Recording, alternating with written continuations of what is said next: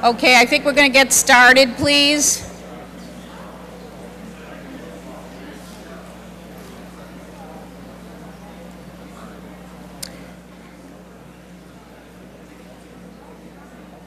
So welcome to the Selectmen's meeting. We had a brief business meeting just before this. The only agenda item we have now is the Kinder Morgan presentation.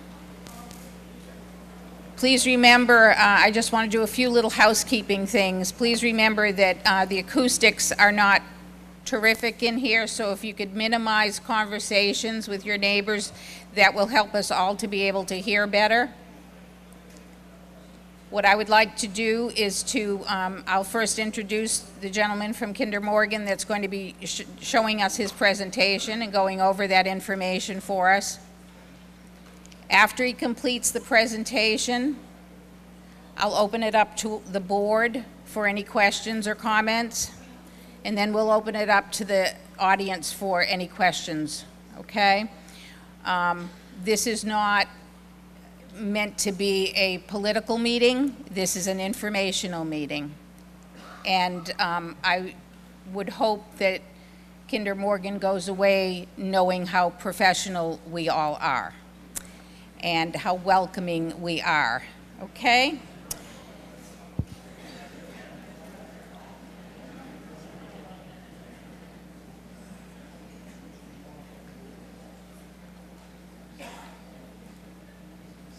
There are a couple seats down here. Come on down.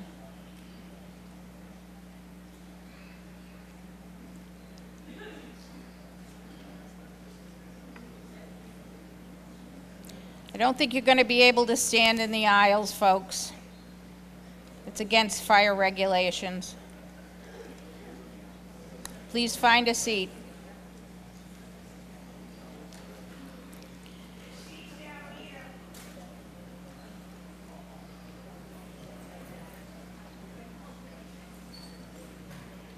Okay, I'd like to introduce Rick Charbonneir from Kinder Morgan and Alan Four, who's going to be our presenter this evening.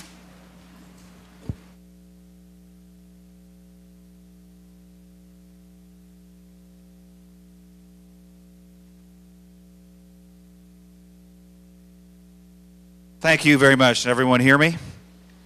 Okay.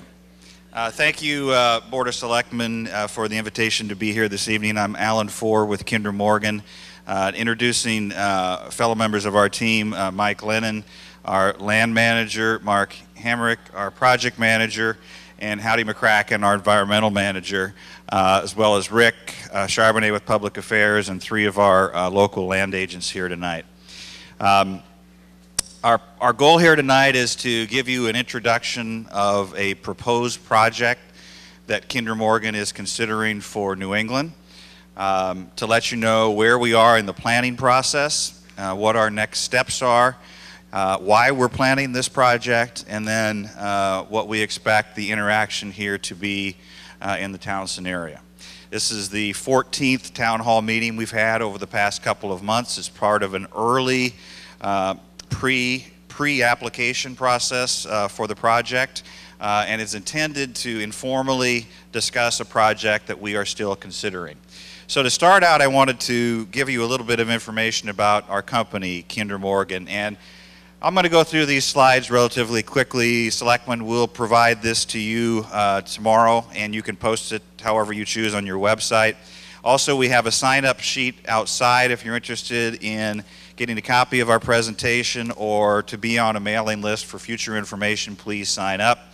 We also have informational materials outside, frequently asked questions, which is a compilation of questions we get from the various town meetings that we've put into a document, as well as fact sheets and maps and other items. So feel free to take a look at those. So Kinder Morgan is primarily a transportation and storage company for energy. We don't own the natural gas we transport in our lines. We transport it. We operate much like a tollway system. And this is a copy of our interstate natural gas pipelines across the United States. So all of these lines are transporting natural gas from locations generally where it is found to where it is used. If you look at the map of the shales across the country, so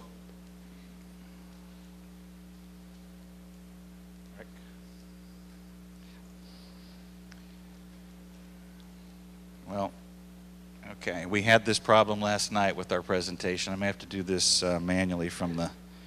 You want to do the slides for me, Howdy?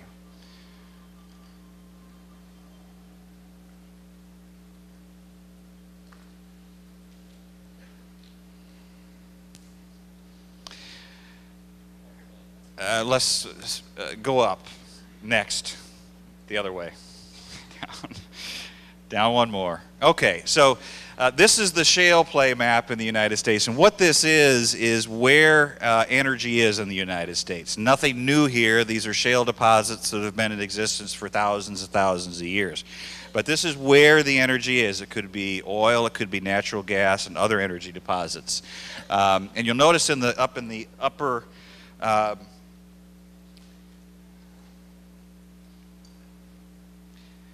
in the northeast part of the country, you see this large red area, which is the Marcellus Shale area, Marcellus and Utica shales.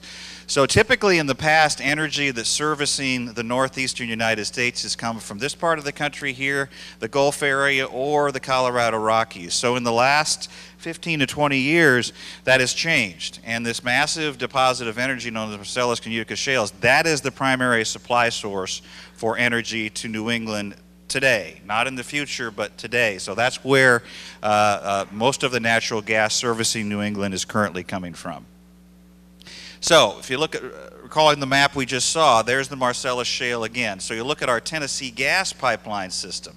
So the map I showed you of all of our pipeline assets, now we're breaking it down to what is servicing the New England area. This is about a 13,000-mile pipeline system servicing the equivalent of 35 million households across the southeastern and northeastern United States. One of two major pipelines that service New England. Our system and the Algonquin system are the primary sources for natural gas currently serving the New England area. So from transporting originally energy from the Gulf to the Northeast, now coming directly from the shale region into the Northeast. This system has been in existence and serving New England for over 60 years. A number of customers currently are part of our pipeline system, and this is a list of some of those customers, local distribution companies and others that actually provide the gas to homes and businesses. So remember, what we do is we transport it. We transport gas to these companies who are our customers. They then transport the gas to individual homes and businesses throughout the region. Many of these customers that we currently have are also potential customers for the expansion project that we're going to talk about tonight. So I mentioned the 60-year presence we've had in the region, and what that is, again, the purple line in the previous that showed the 13,000-mile system going from the Gulf to New England. Now this is just the Massachusetts-specific part of that. Go back one.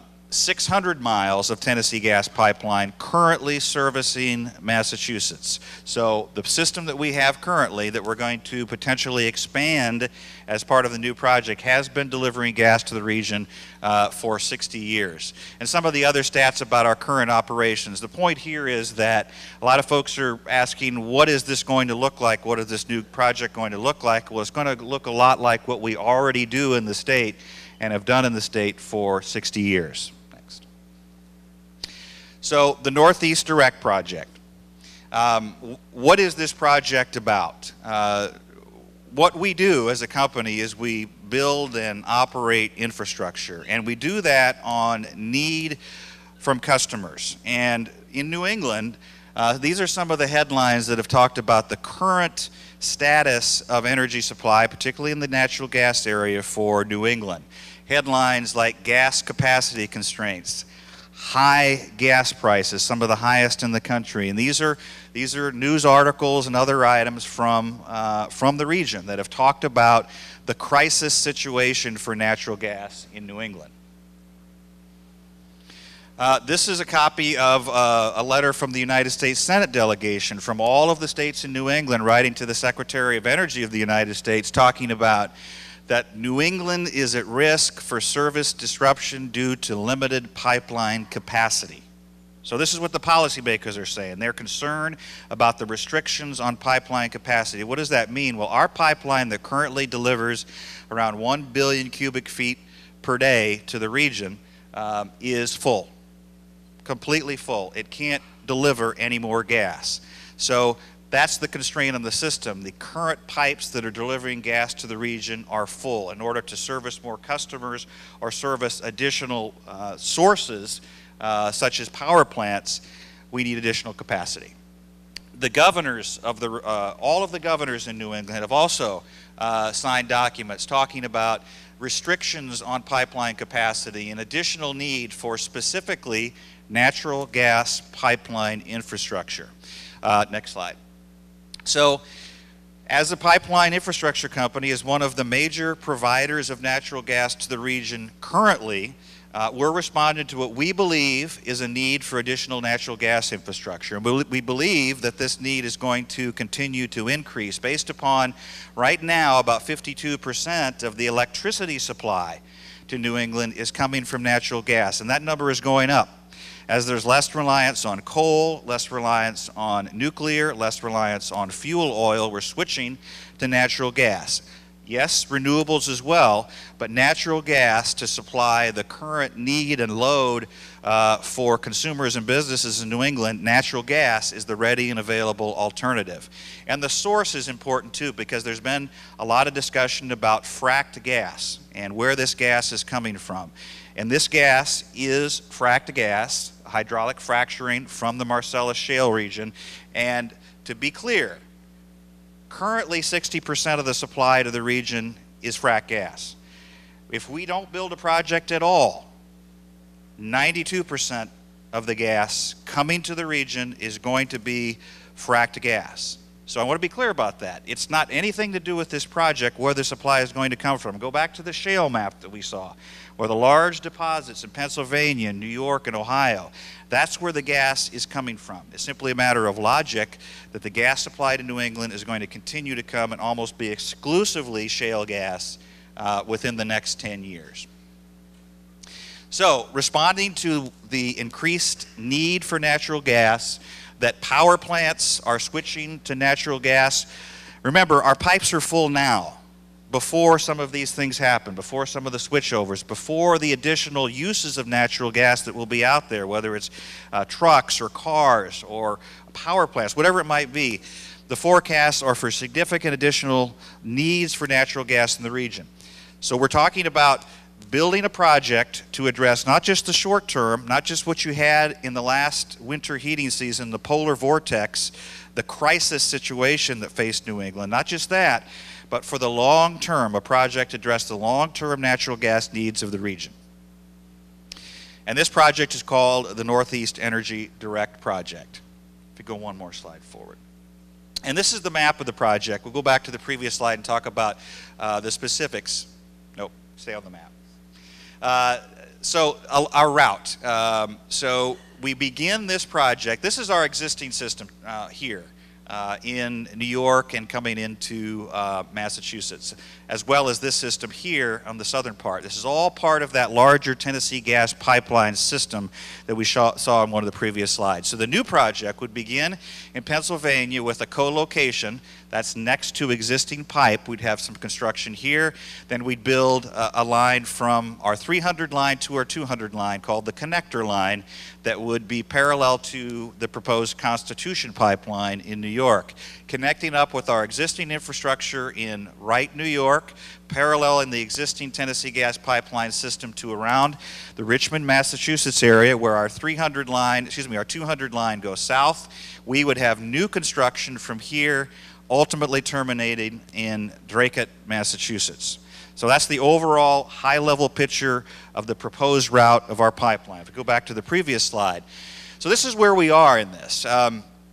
When we potentially look at a project, and I've explained about why we are looking at this at all, as the major provider of natural gas to the region and the leading pipeline company in the United States. This is our business. So when we see a need expressed by policymakers and analysts and our own customers, we're trying to build a project to address that.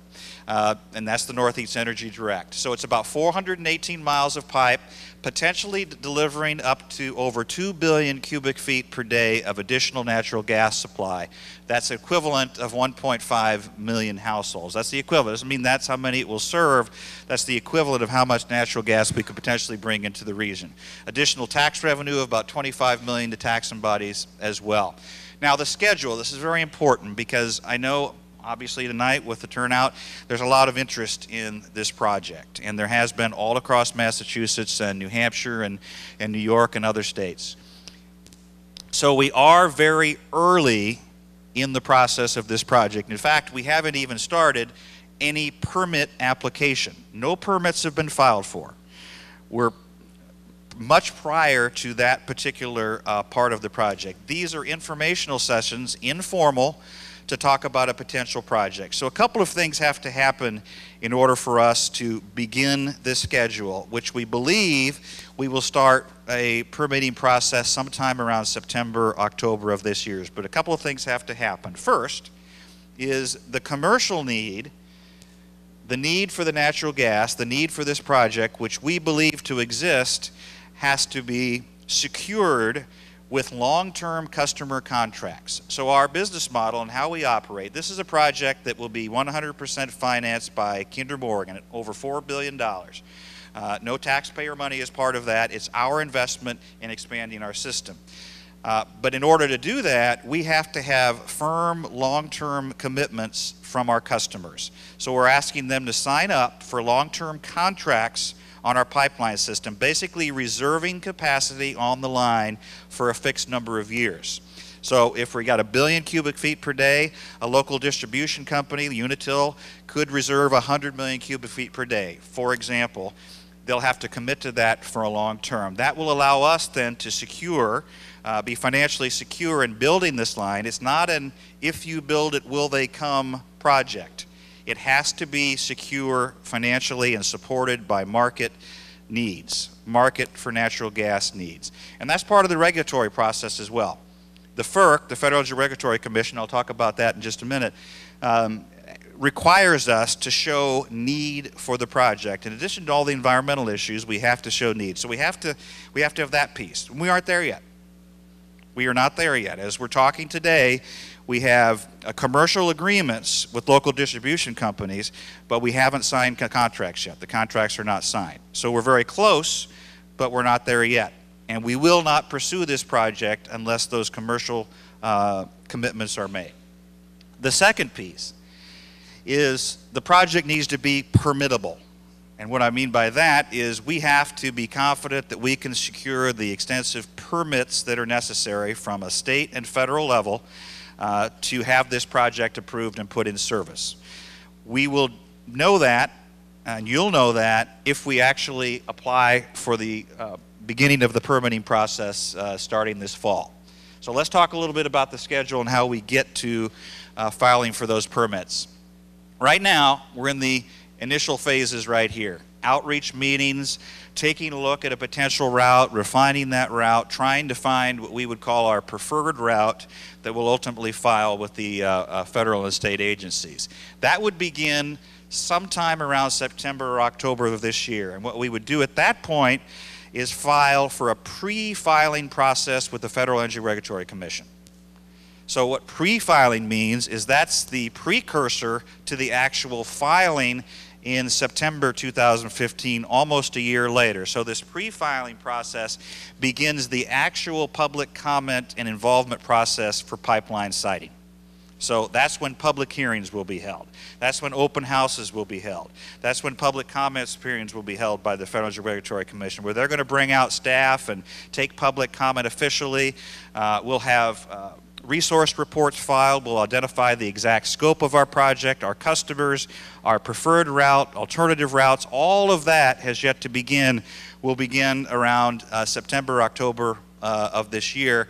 then we'd actually file for our permit, our actual certificate with FERC in September of 2015. And then the earliest, then there'll be an extensive review process over the next couple of years after that. So the earliest that this pipeline could be in service is November of 2018. That's the winter heating season of 2018, which our customers have expressed interest in us having gas delivery secured by. So well over 4 years in the future, we're talking about a pipeline being in service. So a long time of review and comment is forthcoming if we decide to pursue the project. Also, as part of the project are laterals, and to explain what that means is you've got your main line here, which is the purple piece of the project. This will probably be a 30-inch pipe. It could be a 36-inch pipe, but probably a 30-inch pipe. Coming off of that line are laterals, like the Fitchburg lateral here, or the Nashua lateral in New Hampshire. These are built for specifications for specific customers to connect one part of our system to another part of the system. Usually are smaller pipes. They could be 12, 16, 24 inches, but they're laterals coming off of the main line to deliver gas to different particular areas. And these are a list. The yellow lines represent what these are, and they're off to the left what we're calling them. These are based, again, on specific customer interests. So we'll have our main line, and our laterals will be part of the project. So there is a very extensive oversight process and review process of pipeline construction. These are some of the agencies that will be part of the federal and state review process, led by the Federal Energy Regulatory Commission. That's the lead federal agency that has oversight over natural gas pipeline, interstate natural gas pipeline infrastructure under the Natural Gas Act. And at the end of the day, they'll make the determination whether or not this pipeline is approved and in the public interest. The Federal Energy Regulatory Commission is made up of 5 commissioners, all appointed by the President, and they will act in a public meeting sometime years from now to determine whether this project deserves a public certificate of public convenience and necessity. And if they do, and only if they do, would this project be able to move forward. And that is years away from them taking that potential action. They are the primary federal agency.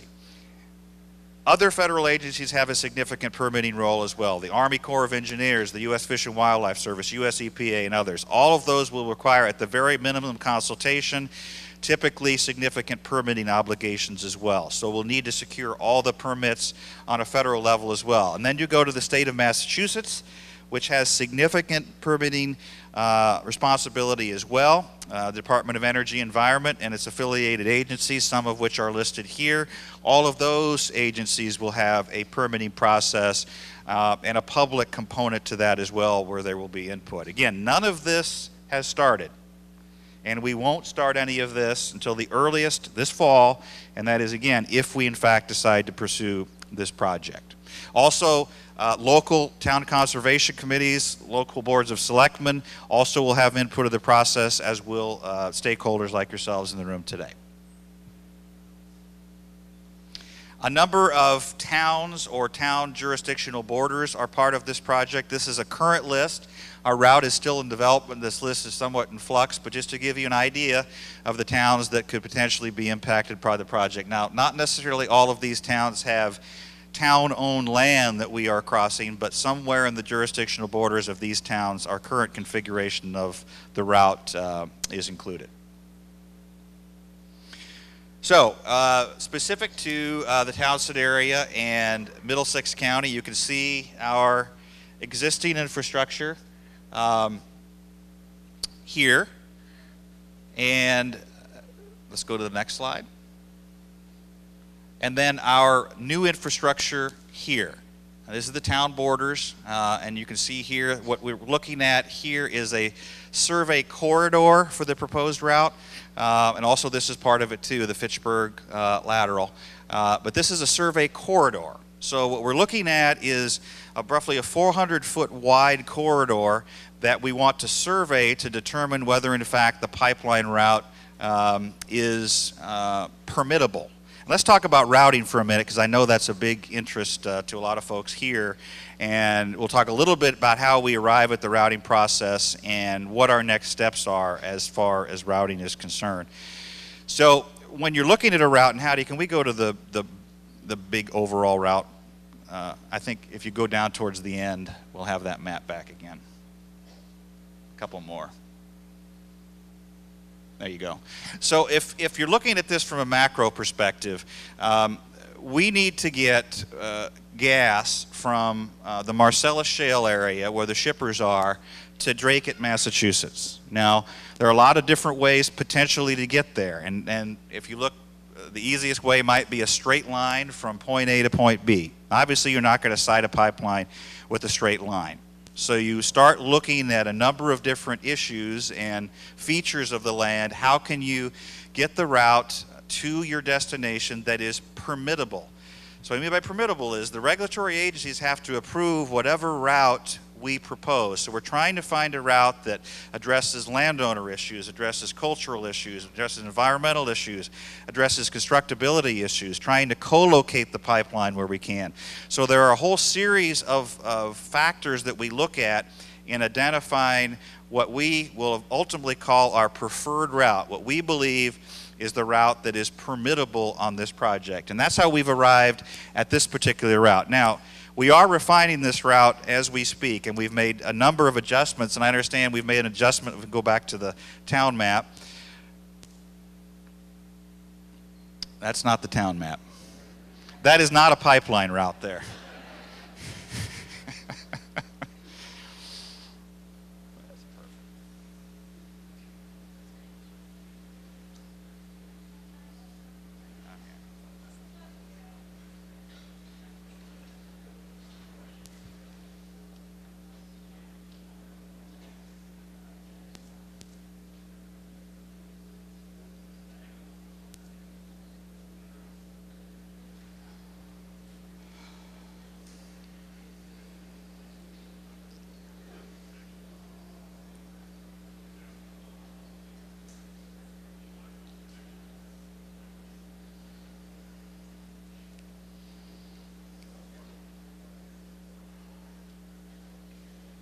You got about 30 more seconds, Rick, and I'm going to go without it.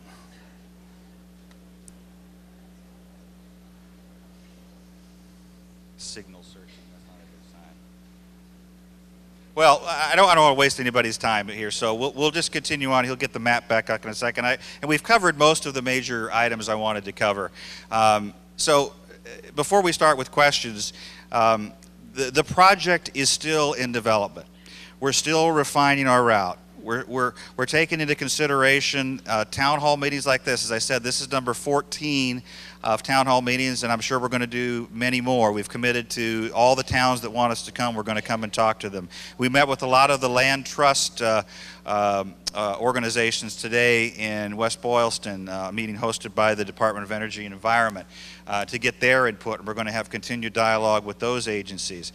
So the public input process is critically important, and what you have to say and your concerns are important. That dialogue starts today. It by no means ends today. It will continue with the formal processes that will begin as part of the permits. But we're trying to construct a project that we believe is needed in the region from an energy perspective and is the least impactful. Now, that's not to say the project is not going to have impacts. We fully recognize that it will. But we're going to do our best to be good corporate partners, good community, corporate citizens, and work with all of you, the Board of Selectmen and others, to have a project that services the needs of the region, which we believe is a crisis, and we're being told is a crisis, to service those needs, but also address the many other issues related with pipeline construction. So with that, we'll be happy to answer questions with our team.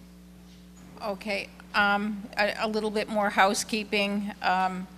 We're going to ask you to put that, Andy's going to put that mic back over there in order for the folks at home to hear. If you have questions after, you need to use one of those mics and turn it on, okay? You must walk up to the mic and to be recognized. The second thing that I'd ask is to please go through the chair. What we don't want are conversations back and forth that can go on forever, and then others don't have an opportunity to ask their questions too. I'd first ask the board if the board would like to ask any questions. Carolyn? During your presentation, you had said that you needed committed investors, so to speak. You needed to enter into contracts before you build the pipeline. Could you tell me how many companies have committed to entering into a contract to invest in your gas? Right now, none. Now, so let me expand on that a little bit. To answer your question specifically, as we talk now, we have no firm contracts with customers. We have commercial agreements with, I believe it's around 12 local distribution companies who have expressed firm interest. Now, that is different from actually having a contract signed. And unless we have those contracts signed, that is not a commitment of capacity on our line. So when I said we're close, is we have those commercial agreements and understandings, we still have to have the signed contracts. Carolyn? Yeah. I recently watched an employee orientation video for Kinder Morgan, and it was given in New York City in March. And Kinder Morgan was talking to their new employees about the excess gas that they now have and how excited they were to be involved in this particular project so that they could get the gas to export. Do you know anything about that? And if you do, how much of a percentage of this gas do you feel will be going to export? I'm not aware of an employee video to that effect, but I'm not aware of every video that we have at the company. But let's talk about the export piece, because I know that's a question we get very often, and we talk about at town hall meetings. To back up from that is how do you fill pipeline capacity, and who do you sell gas to, if you will? Remember the part that we are the transportation company, so we transport the gas. Interstate natural gas pipelines are common carriers, which means open access lines, which means you have to provide space on your pipeline to companies that have legitimate financial ability to have space on it. That's why we have certain spaces reserved even after we have a pipeline in service, potentially for additional customers. Now, for a pipeline like this, we believe that we need, of that up to potentially 2.2 billion, we're going to need about 700 million cubic feet per day of firm customer contracts in order to proceed on the project. We believe that's sort of the tipping point of whether or not this project can move forward. And as I mentioned, we're close to being there. We're not there yet. We don't have the signed contracts. So the basis, the anchors of this project are the local distribution companies, the local providers of gas to the region, many of whom are already existing customers, but we'll also be looking at additional power plants and others as part of this project as some of those turn over to natural gas from other sorts of fuel supply. Will some of this gas end up into a system that could be potentially go to Canada, for example? That's a possibility. Again, it's a common carrier pipeline, but this pipeline has to be based and is based on local distribution. So the anchor, the only way that we can move forward on this project is with the commitments from the local distribution companies. Colin? I have three questions, and this obviously is more focused on Townsend than anything. You know, you're going west to east to get to Dracut. Has there been any thought about just putting the pipeline under 119 through Townsend? Right. You don't have the map back up, but as far as siting, oh, I'm sorry. Got it. Okay.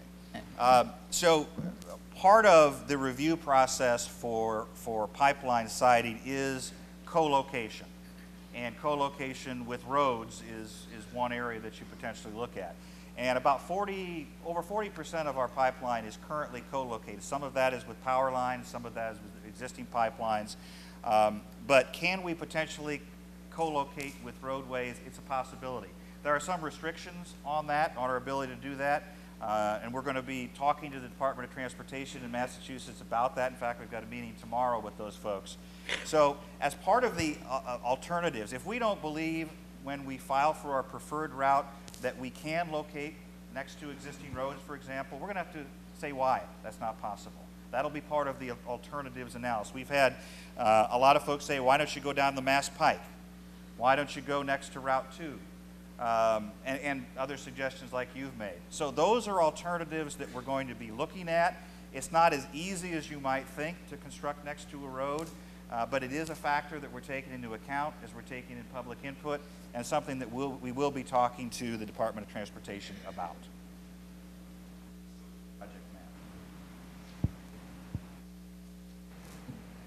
Another question I had was, now the gas that's going to be going through this pipeline, does it have an odor to it? Can you? Yes, it is odorized. Okay. And what is the potential for leaks in the pipeline? In your other existing pipelines, are there leaks in the system? Leaks are very uncommon in our pipeline systems, especially the new lines. All right, settle down. It's cross-country transmission pipelines versus distribution lines, and the leaks in the transmission lines are not very common. There may be an odorant smell around a meter station or something like that, but as far as the pipeline itself, no. Colin? And the last question I have is, in regards to private property, I know that it's been put out publicly by Kinder Morgan that the resident's property will be returned to its original state. What is the process if that is not taking place? Is there an appeals process for property owners if their property is dug up and not restored? So let's talk about the acquisition process. To answer your question, there are two pieces to the process of reviewing whether or not a landowner's parcel is what we believe to be appropriate for pipeline construction. The first piece of that is the survey process, and that's what has already begun for asking for survey permission and then conducting that survey. That's pre any actual project moving forward. We're just trying to scope whether or not particular parcels of property are appropriate for pipeline construction, and that's based upon environmental surveys and cultural surveys and civil surveys that would happen on parcels of property, which could lead to adjustments in the route. The next step, if in fact we decide to pursue the project, we would begin to secure easements on property. And Mike Lennon and his team would manage that, and we'd be asking for an easement on a person's property to construct the pipeline. There would be compensation for that, and Mike can get into that in some more detail if you would like. But to your point about the restoration process, so as part of our FERC process, we'll have requirements for restoration as part of our plan that's put forward and approved by the FERC, and we'll be obligated to restore under that plan. We'll also have individual agreements with landowners as part of the easement agreement, and there may be particular parts of that easement agreement that are particular to a piece of property that are enforceable as part of that agreement, that signed agreement between landowner and company. But I think how you can really tell what our company does as far as restoration is to look at what we've done in Massachusetts on our existing right-of-way that we've maintained for over 60 years. And the care that is taken, the restoration that has taken place in those areas, that is a good example of the type of restoration that is required and that our company manages on existing pipeline systems. Carolyn? You said during your presentation that you'll be funding the project in full once you have the contracts in place and people committed to it. But recently we've been reading a lot about a tariff that may be imposed with the 6 governors of New England, the Committee on Electricity. Could you tell me what you know about that? We are not part of that discussion. We, as let's talk about how we operate, and what our business is, again, is the transportation of product from one point to another. We're a transmission system. We're a transportation system, much like a tollway. We charge a toll for customers to ship from A to B. And what is that toll? That is a tariff. But that's not what you're referring to. You're talking about the local distribution companies or energy providers for the reason, what are they going to charge their ratepayers, whether it's this pipeline or another distribution system, or how are they going to pay for the long-term energy needs of New England? Is that going to be something that's charged to ratepayers? Is that going to be something that's part of their existing rate structure? That's the discussion that's happening there. For our piece, we're allowed to charge a federally regulated toll or tariff to customers to ship on this line. That'll be a negotiated tariff that'll be regulated by FERC. None of the companies or NESCO or the ISOs are part of the FERC process. That's a separate federal process that applies only to us for transportation of product from one place to another. So we'll be charging a tariff for our customers to transport on the line. Of course, they're going to have to pay that tariff, and how they pay for that is what you're getting at.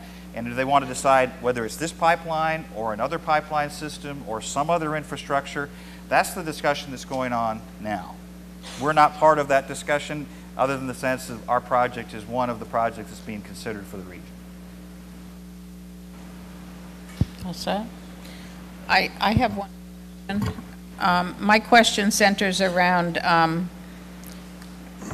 the proposed route, or the route that you showed us. Happens to cut through an awful lot of conservation land. And I think that certainly elicits a response from me, and from a lot of other folks out this way. I would be really concerned, even if you were to come in with equipment to do the survey, if some of that land were destroyed and habitat was destroyed because of that. It's one thing to say you're going to do your best not to destroy something, but once it is, it's gone. I mean, the kinds of things that we try to protect and hold dear, once damaged, are damaged. It's not a question of restoring that. It's a question of it's gone forever. Some of it may come back, but that is the biggest concern that I personally have. And when I look at the route, it seems as though it's going through lots of that kind of land. And we have so little left in the world. How do you address those things? How does that become part of your decision for the route?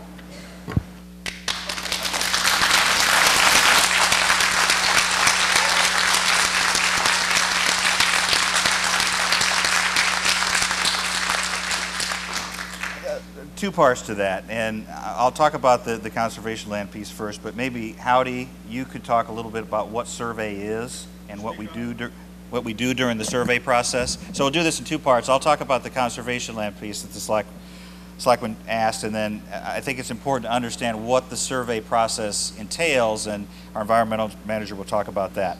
So we had a meeting today hosted by the Department of Energy and Environment with, I think there were probably 30 plus land trust organizations in the room talking about the same concerns you're talking about, and impacts to conservation lands and the importance of the conservation lands to the Commonwealth, and all of those that have participated in creating those, et cetera.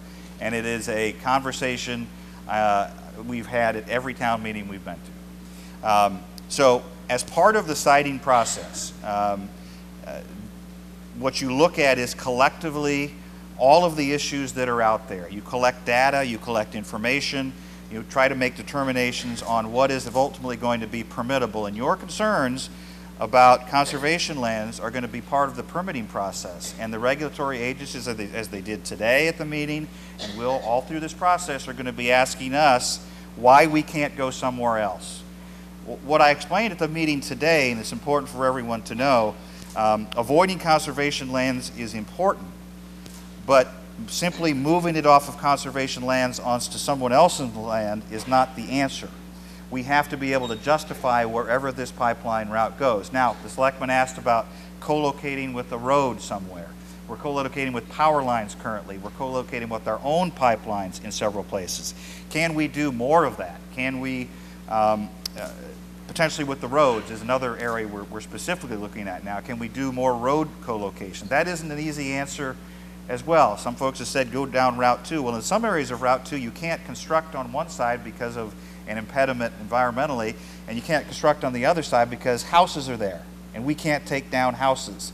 So you'd have to go around all of that, creating additional impacts. So we have to look at all of that. But your concerns about conservation lands have been heard, and they're echoed very loudly across the state, and we're taking that into account as we refine this line and move towards an application sometime in September, October, that we'll have a final route. And then, if we're still impacting conservation lands, if there's still concerns, I'm sure there will be concerns all through this process about this project.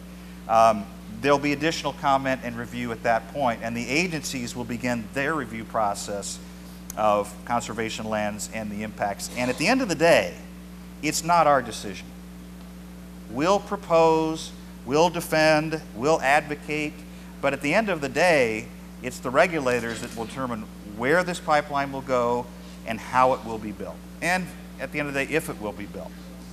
But there'll be a long process. Conservation lands are an important part of that. So the survey process is important because, and we had this question today and we went in great detail with the land trust groups about what exactly is our survey process and what does it entail. Yeah, and the type of surveys we're talking about, number one is a civil survey. We call it civil survey in that, the civil engineers need to get out there and actually mark out the area of interest so that we're not going outside the boundary that we're talking about. We're going outside of it. And most of you have seen land survey go on before, or environmental survey that takes place. Again, that's a pedestrian walkthrough in which they look for cultural features. If at times they do take a shovel test pit along that way, it's just a shovel into the ground. They turn over the surface and see what kind of artifacts may or may not be present. That's the kind of surveys we're talking about. I think Colin had one more question. In previous construction projects in other parts of the country, I'm assuming you have gone across conservation land before? Yes. Have there been, I don't know the correct term for it, environmental impact monitors to observe the construction process to make sure that the construction is being done appropriately in sensitive areas?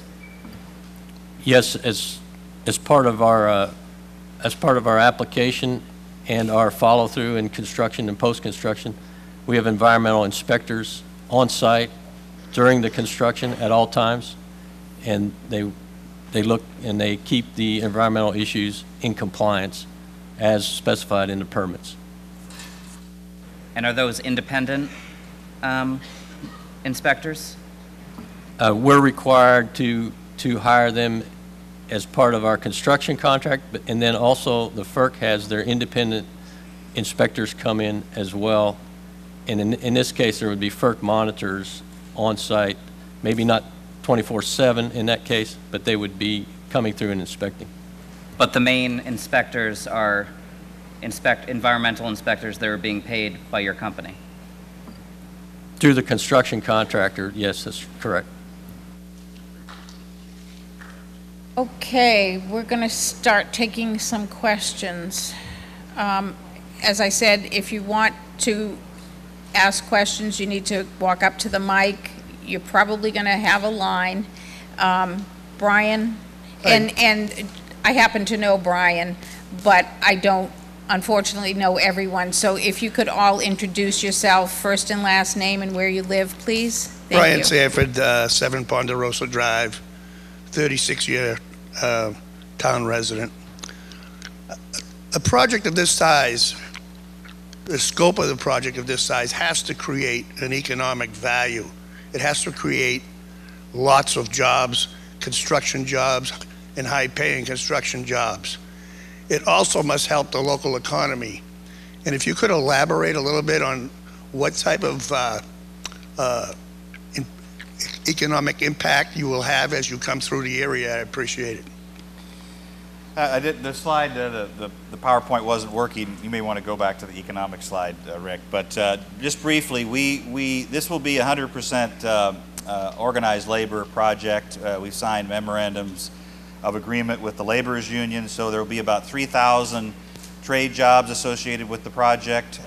Those will be laborers, operators, teamsters, and so a significant job base as part of the project. Those will be roughly 2+ years of construction work for those trade unions.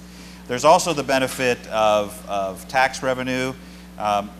I said the $25 million. We pay about $5 million a year in taxes now based upon our current existing assets. That will increase by an additional $25 million per year for the taxing bodies where the pipe passes through. So the town would receive part of those monies if the pipe is in fact ultimately located in the town boundaries, as would other taxing bodies.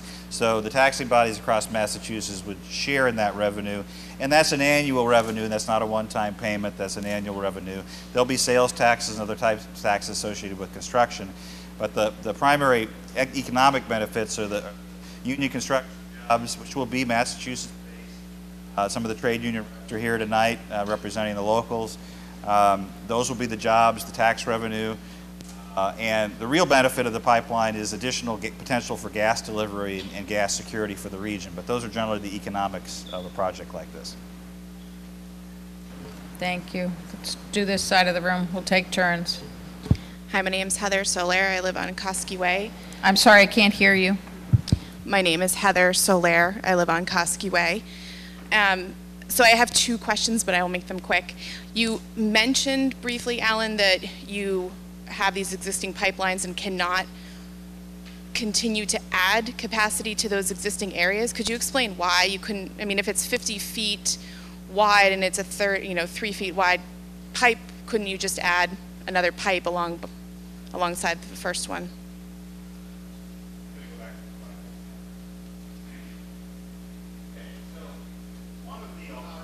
Sorry, I'm sorry.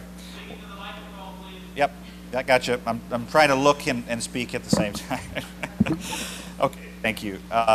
So looking at the map, one of the, to your point about co-location, or can we expand our existing system where it is currently located? One of the questions is about, well, what about this route here and co-location on the southern part of our system? Could we potentially do that? Well, this system was put into service 60 years ago, and when it was, there wasn't the residential growth in areas around that pipeline infrastructure. Now we're constrained with additional expansion there. In some places there are already 3 pipes in one location. To expand that further because of structures. Residential structures have literally abutted right up to our right-of-way. So we're restricted on construction in those areas because of residential issues. And there are other constraining issues. There may not be additional right-of-way available, or others have the right-of-way. There may have been a power line located. There could be a variety of issues. So our early analysis, we believe that's prohibitive from constructing there.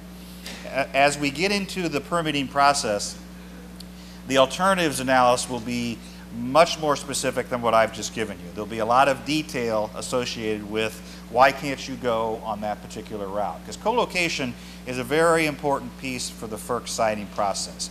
Where have you tried to co-locate? How have you done it? What are you currently co-locating? And what prevents you from doing what you were suggesting? That's the same thing that applies to roads and other infrastructure that might be out there. So our early analysis has indicated that we'll have to be much more specific on that as we begin our permitting process.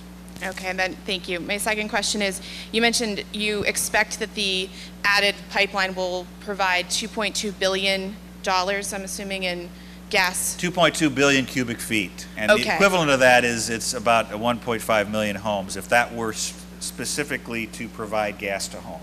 So you would have the capacity to do 2.2 billion, but you're only going to do that if you have 700 million in contracts, local contracts? Right. So the pipeline system could potentially be expanded, and this depends on what size of pipe you install. So if we installed a 36-inch pipe here and also had additional compression, so compressor stations to add more capacity to the line. So you need a bigger pipe and more compression. That would be the maximum that we could do, is the up to 2.2 billion. Right now, we're potentially looking at compressor stations in Wright and Dracut and a 30-inch line. Again, this is evolving and changing. That could change. So what I'm saying is, for whatever the ultimate pipe ends up being, because once you build pipelines too, generally people will sign on once it's already there, but that doesn't help us with creating a pipeline, a potential pipeline with the firm commitment. So the 700 million that I was talking about that's what we need firm. We need to have that in order to justify the project. Will there be more gas than 700 million? We think so. Will it be a billion? What will it be at the end of the day? When we determine that, that's what we will file our application with. So you will know when we file our resource reports as part of the FERC pre-filing process, the project and the scope of it will be identified, where the route is, where our proposed route is, where the compressor stations will be located, our customers, and alternatives. So that will be identified when we file our pre-filing, when we begin our pre-filing process. Right, but I guess my point was that your business model is that you get 45% commitment for local, which would leave 55% allowable for export. No, that may be it. I mean, we may only have 700 million. That may be all local distribution. That may be all we get on this pipeline. But that's what we believe is necessary in order to justify commercially our ability to move forward in the project. Remember, the commercial piece too is the FERC, as part of its evaluation process, that's the Federal Energy Regulatory Commission, will not only be looking at the environmental impacts of the project, they'll be looking at the need. Is this project necessary? And the way that we confirm the need is by having those customer contracts with local distribution companies. Okay, I'm going to limit it to one question, so if you have more than one in mind, can you figure out which one's most important? I just want to make sure that everybody has an opportunity to ask their questions. Gentlemen on this side. Arthur Santoro, Aries Lane. Has any of you gentlemen heard the term PSM, Process Safety Management? Got that? Process Safety Management. Who monitors your maintenance of your pipeline, non-destructive testing, exercising of valves, anything along the whole pipeline? Who monitors that? Who keeps the records, and are they available?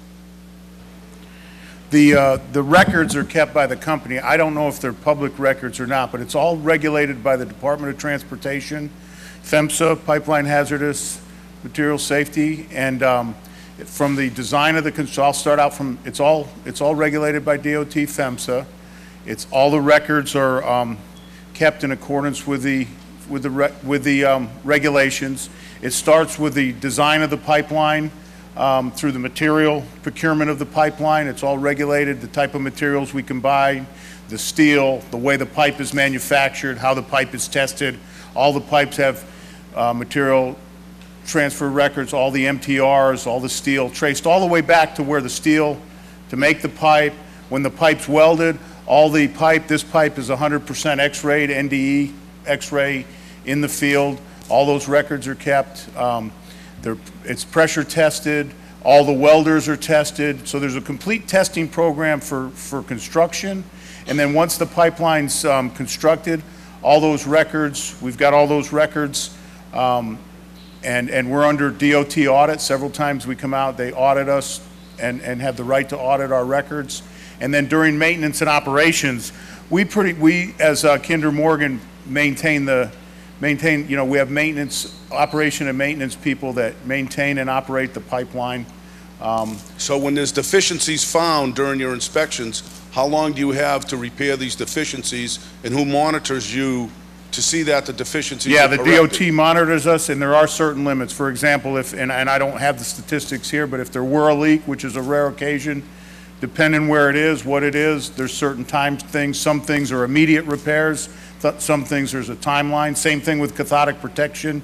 You have to go out and check your cathodic protection. If you're deficient, you've got 18 months to correct that deficiency. All those are on record with the Department of Transportation on strictly regulated, both the timing and what the deficiencies and how they have to be maintained. Are those available to us? I don't know if they're public. Department of Transportation it is. Maybe through the department. I don't believe those records are public, but we'll get back to you on that. You know, How often do you do NDT testing? as far as NDT testing, when the That's pipe. non-destructive testing. Yeah, people. non-destructive, when the pipeline's built, of course, when the pipe's made, and if it's seamed pipe or spiral pipe, that's all tested at the mill, and then the welds are non-destructively Well, I tested. mean, once this pipe's in service. Once the pipe's in service, we run inline inspections. We don't really do an NDE. We don't dig down and do an NDE.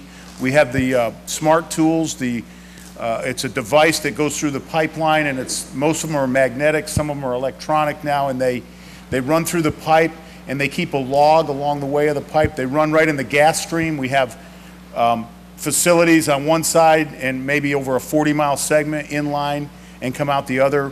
We're on a pigging program of about a 7 to 10 year program, depending on the location of the pipelines. And all the pipelines are built to handle pigging. That's not a mandatory program yet, but it's coming. But our company's done all our existing lines, all our lines that have through Massachusetts now. The majority of them, except for maybe some smaller ones where there's fittings that couldn't have been, this device is run through. If there's a deficiency, if there's a wall loss, they'll either be put a sleeve on the pipeline or the pipeline will be replaced. So there's an extensive integrity management program for the existing pipelines that have been there over 60 years. And then as the new pipeline comes, there's going to be the same integrity management program in that pipeline. Are your records available for people to see? Again, I don't know if they are or not, and I'll have to get that. Okay, gentlemen on this side? Bill Ains, Pine Ridge Apartments, Fitchburg Road, Building 5. I was at the meeting on June 21st in which your opponents strongly criticized this pipeline. What they said was that the demand for increased gas use can be taken care of with increased use of solar panels and electricity generating windmills. Do you know anything about that? Can you comment on that?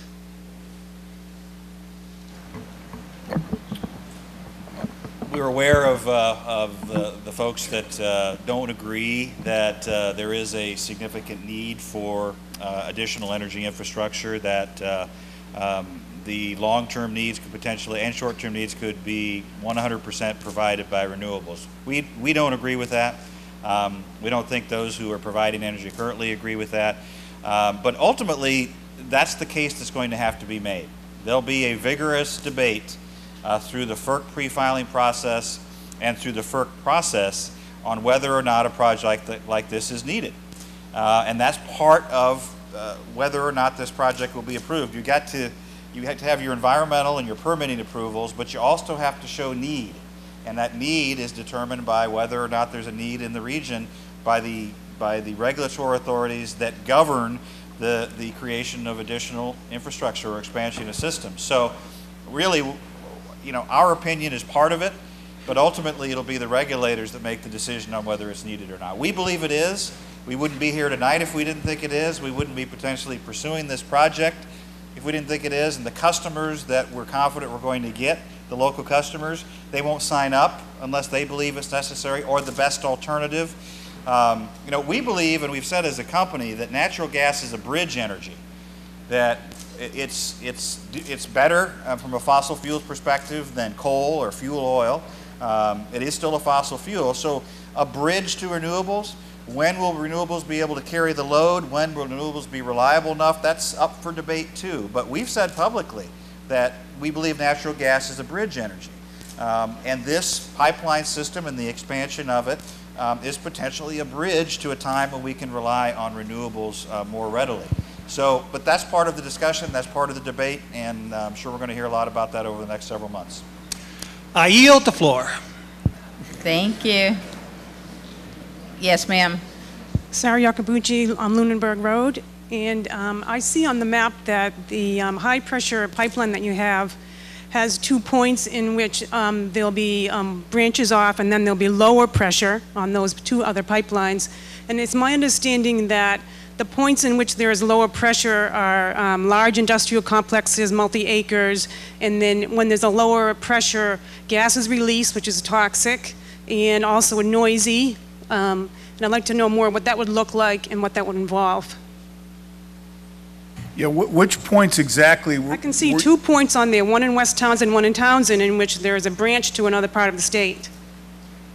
Yeah, those branch, at this point, those branches are going to be at the same pressure until they reach the other pipelines. I want to know what those points will look like. What will they be there? A building? Will we see it?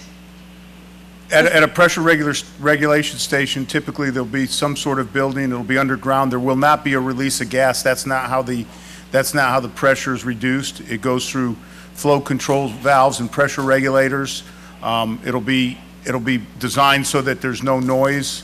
So that you may have buildings or you may have a sound wall. So there will be a facility. It's not a huge facility. It's a relatively minor facility. Those have not been designed yet. There's no change in pressure at all? There's no change in pressure at all at those points? There will be. That's what I said. There will be a change of pressure, but there Oh. will not be a release of gas to accomplish that Then how do you release change. the pressure? The pressure is just a device that it flows through. That when you flow through this device, it's kind of like your faucet. When you turn on your faucet, you can either turn it on full or turn it on less and let less water or more water through that faucet. This is a device with the gas device where you go through flow control devices. I don't want to get too technical, but it goes through and the gas on one side is a higher pressure, the gas on the other side is a lower pressure. Thank you. And the other side of the room, please. My name is Mary Lou Curran. I live on Tyler Road. I'm speaking as a Townsend mother and a community college teacher. I've spent my time teaching students about world cultures and communities and the value of caring for each other, both socially and economically. And you need to be concerned about my students usually don't complain about this, so I'm trying to be good. I have an 8 a.m. class and I always wake them up. But I'm concerned about everyone's backyard. I have had a difficult time figuring out how much we can anticipate based on the currently published information. And the lateral line definition was really late coming. It's still not in my backyard, but my understanding, and I think I'm sort of asking for clarification in part here, that there won't be anything considered a compressor station at the lateral line connection points, no off-gassing, no dangerous chemicals released. Is that true? So I can... Correct. That's what I was explaining before. At the lateral lines, it's just a valve where the lateral comes off the main line. There's a valve. It's underground. There will be a valve site. It's a small site, 20 by 20 site, say, that's tapped in, but there's nothing that is released or any chemicals or anything into the atmosphere at any point on the system. And where did you say the closest compressor station would be? Potentially, on our current configuration, we believe we'll have stations at Wright, New York, and Dracut, Massachusetts. Now, if there is additional compression, if the capacity we have on the line would justify that, that would be part of our application. We'll identify those locations in our application. We don't have sites determined on that. We may not need those additional compression stations, but what we know now is Wright, New York, and Dracut, Mass. I'm a little bit puzzled about that because what I thought I saw was a map for the southern line through Massachusetts that had significantly more, and that's a long distance that you're citing to me. And if we don't know if the compressor station is anywhere close to us, we would have no idea about how dangerous that is, since methane releases aren't, my understanding, until they're at an endpoint, they don't get odorized. See, we won't necessarily know it. Well, the gases in Massachusetts is all odorized, even the, From the start. From the start. We have to odorize before we enter Massachusetts. So how many compressor stations do you have on the south? On the south, line? Alan, if you could point, we've got Station 261, and then we got Station 264 and Station 267, and then the Station 266A is another compressor station, going, but not the mainline station, and then 265A.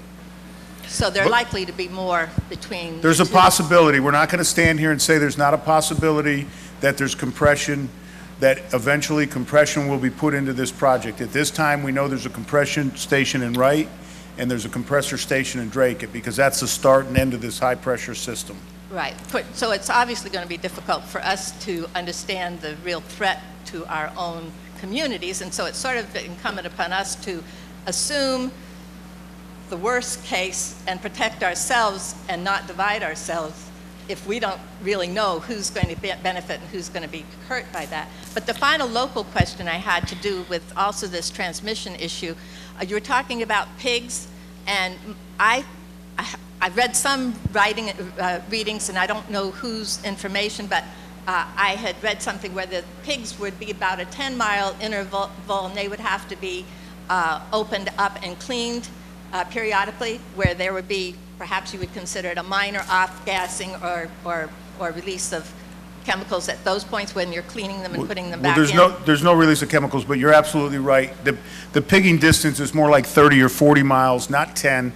If you look at the station that we've got existing, we have pigging assemblies at each of the compressor stations. So when we pig from one area to the next, you're right, it's an assembly that's above ground that you have to open a door, load this device in, close the door, load that device with gas, push that out, get it in the gas stream, bring the device in. When you bring that device into that point, there is a certain amount of gas that's in that barrel, kind of like a chamber in a submarine or something. You got to let the air out. There is a point where you have to close your valve, and there is some gas that has to be vented to atmosphere. A controlled venting, a scheduled venting on that time. As far as the gas, there is a gas release. It's natural gas. It dissipates to the air.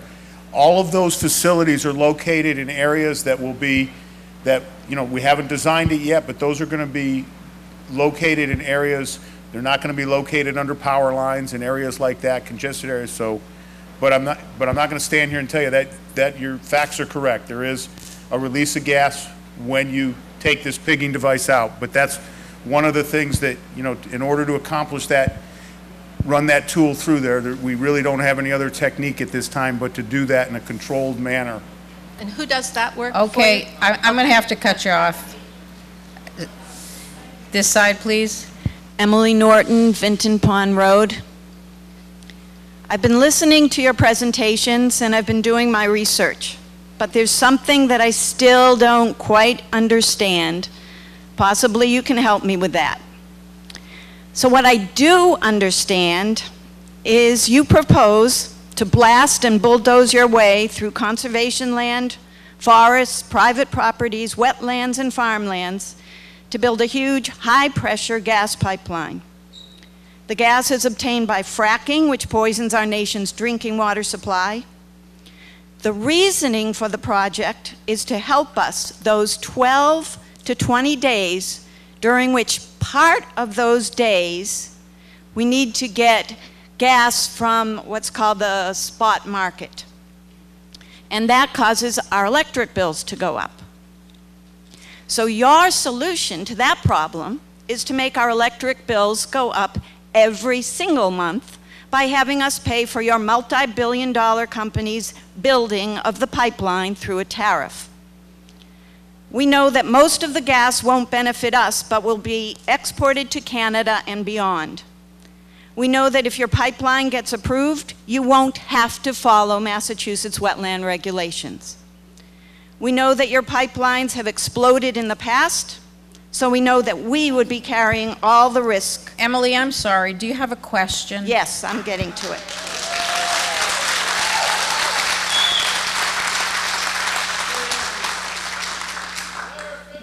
We,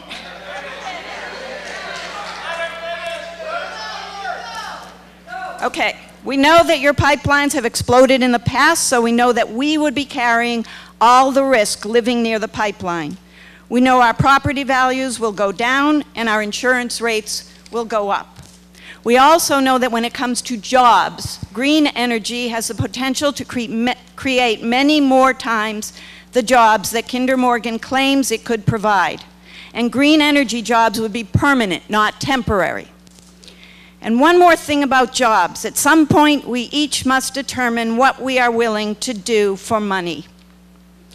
So, what I just don't understand, and maybe you can explain it to me again, why is this such a good deal for us?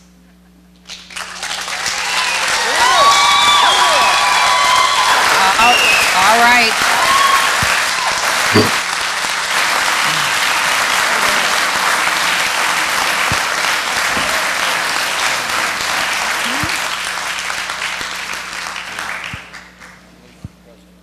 Well, thank you for your comments. You know, this process of moving forward will be vigorously debated. The comments that you've made tonight are certainly comments that we've heard, that your elected officials are hearing, and it's going to be part of the process of determination on whether or not a project like ours, what we're proposing, is necessary. I mean, we're here tonight because we have been an operator of a pipeline system in Massachusetts for 60 years. We've been a good neighbor and a good corporate citizen to Massachusetts, delivering natural gas to millions of homes across the state for a long time. Now the debate is what next? What is next for Massachusetts? What is next for New England? The governors are saying this is needed. The senators, U.S. Senate delegation has said it's needed. The local distribution companies say it's needed. You very vigorously and eloquently told us why it's not needed. So ultimately, decisions will have to be made. And the energy future of Massachusetts and New England will be part of this. Maybe it's our pipeline system, maybe it's another pipeline system, maybe it's something completely different. But this is an open, transparent process, and you're going to be part of it. And the comments that you made here tonight, I'm sure you're going to make at the public hearings. They'll be part of an official record that will ultimately go into the decision-making part of this process. So, you know, that's my answer to this. We believe it's necessary. We believe it's a project that's going to be good for the region. But at the end of the day, it's not our call. It'll be the regulator's call. Okay, the other side, please. Hi, Valerie Goodrich, 128 Haynes Road. I'm here with my daughter, who I've been trying to answer my kids' questions about this project, and I'm having a hard time. We spend probably about 70% of our time outside, and probably a decent part of that is in one of the conservation areas around the area, Heald Street Orchard, Nashua River, Bike Trail, Willard Brook, Beaver Brook, and Hollis. I could keep going through all the lists. And I have to be honest that if the pipeline goes through a lot of those areas, we probably will leave the area eventually, simply because they're really small, a lot of them. Heald Street Orchard, it won't be worth going to anymore. So my children asked me, how is it legal for an outside company to come in and take an area that we all have decided is conservation land and we can't do anything with because it is zoned as such? Is local zoning law not important? Is Massachusetts zoning law bypassed? How is it legal for you to take conservation land from the town?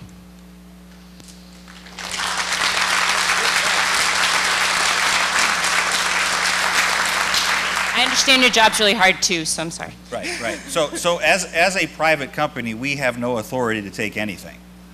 The authority that you're referring to would come from the Federal Energy Regulatory Commission. So if in fact, 4 years from now, if they vote, the commissioners vote, that this is in the public interest, not different than a road, for example, when a road is constructed, with that would come eminent domain authority. And that comes from the federal government. A private company has no authority to do anything as far as pipeline siting. But if in fact they determine that it's in the public interest, that there's the need, the environmental issues are dealt with, the route is approved, they'll give us the authority to use their authority for acquisition of any remaining properties that we don't have. It's not something that we use regularly, we use it rarely, but it's federal authority that would apply to us if all of those standards are met. Thank you.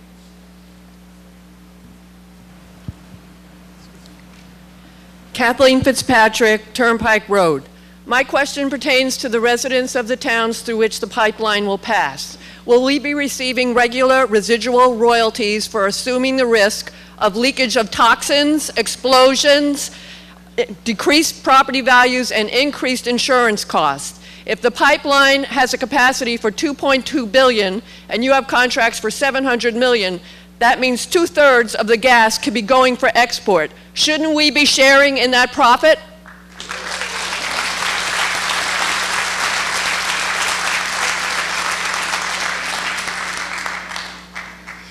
So there was a couple of questions there, but let me talk specifically about... You had a couple of questions there, but I'll talk specifically about those landowners who the pipe may ultimately be sited on their property. We can't hear you. Okay, I'll get close here. Is this better? There we go. All right, so you had a couple of questions, but I'll talk specifically about those landowners and those properties where the pipe may ultimately be sited.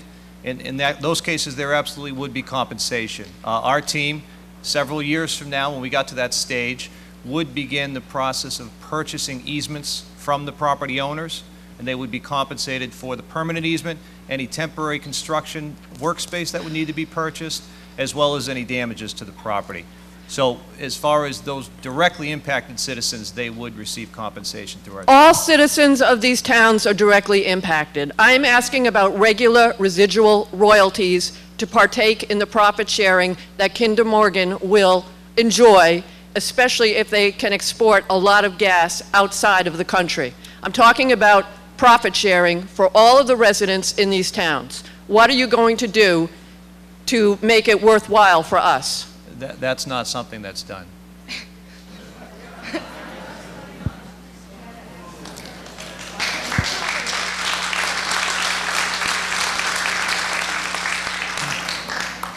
Okay, the next. Brianna Russo, Barker Hill Road. It doesn't appear that we've been provided any information regarding any past damage or leaks experienced with the pipeline that's already exists in southern Massachusetts that was built in the 50s. And I'm just curious, do you have any of that information that can be provided?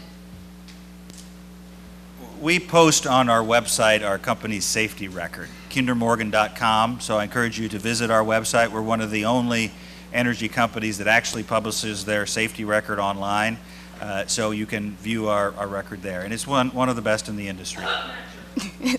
That would include past damage, that information would be shared? Our safety record, past, yes, is on our website. Okay, thank you. Next. Maureen Jacoby, Birch Lane. My concern is with the actual laying of this pipeline, high pressure pipeline, by the way, and the larger the pipe, the higher the pressure, the higher the capacity for damage. But that's not my question. My question is, I am extremely concerned. Anybody who lives in Townsend or in this area knows we're a water-rich area. Okay, we know the water we see. If you look up on the groundwater report, USGS, there is a huge groundwater supply that you do not see, of which the pipeline crosses, and there's almost no avoidance of it through the town of Townsend. If you go along 119, absolutely, there's a huge aquifer and groundwater supply there. That's my concern, how you're going to do it, how you're not going to disturb it, what chemicals you might use. It costs, on a conservative estimate, 200 times the amount to fix it than it does to avoid it. And that is of great concern for me. And when you destroy a water supply, it is extremely difficult to fix it. Anybody who lives near a Superfund site knows this. And federal oversight does not make me feel calm and help me sleep at night, or we would not have Superfund sites. And that's my question to you. Okay.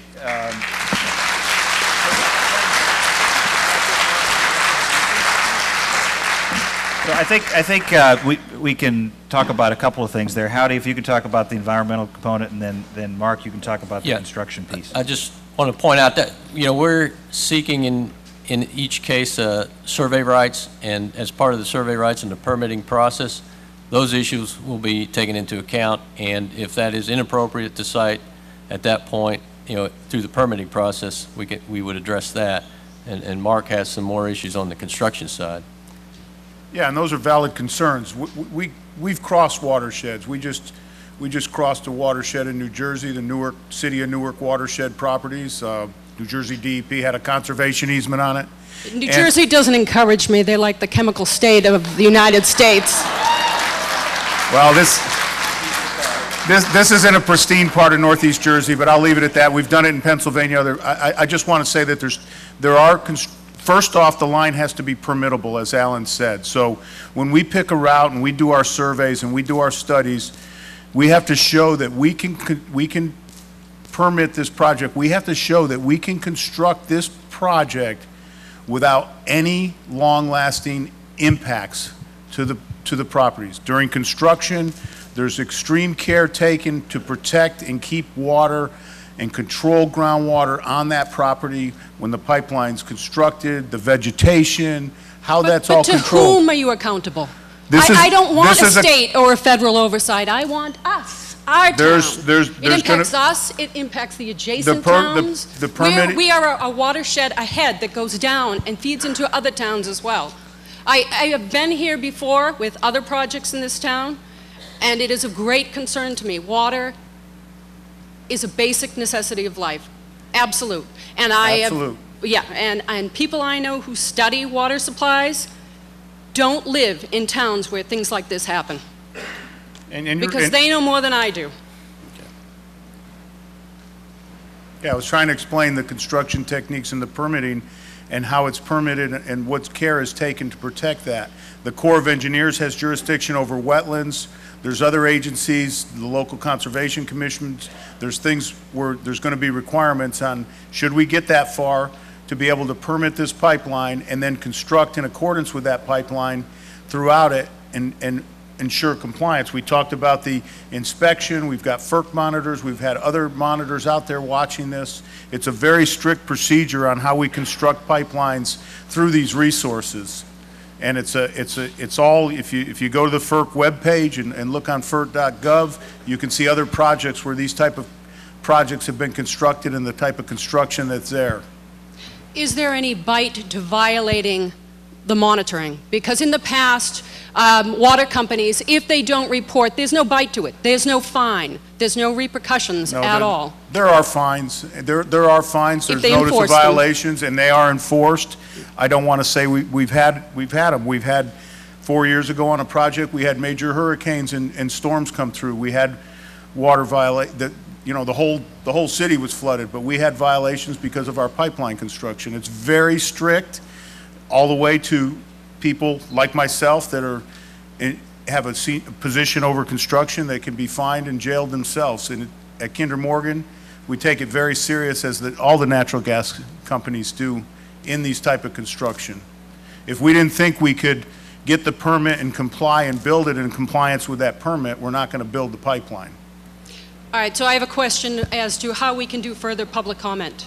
Is there someplace, and is it posted on the town website? I'm not sure about public comment. I was thinking more in terms of compiling frequently asked questions, or being able somehow to answer questions that you may go home tonight and think of something else and that you weren't able to say. And finding a way to answer those questions for you. Is that what you had in mind?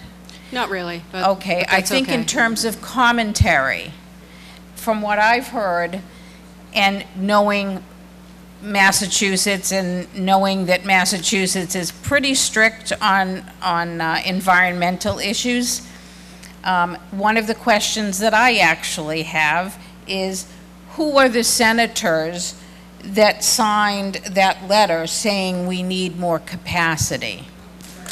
Okay? All evening, I'm going to just take a minute on this, but all evening we've heard about all of the steps that Kinder Morgan has to go through.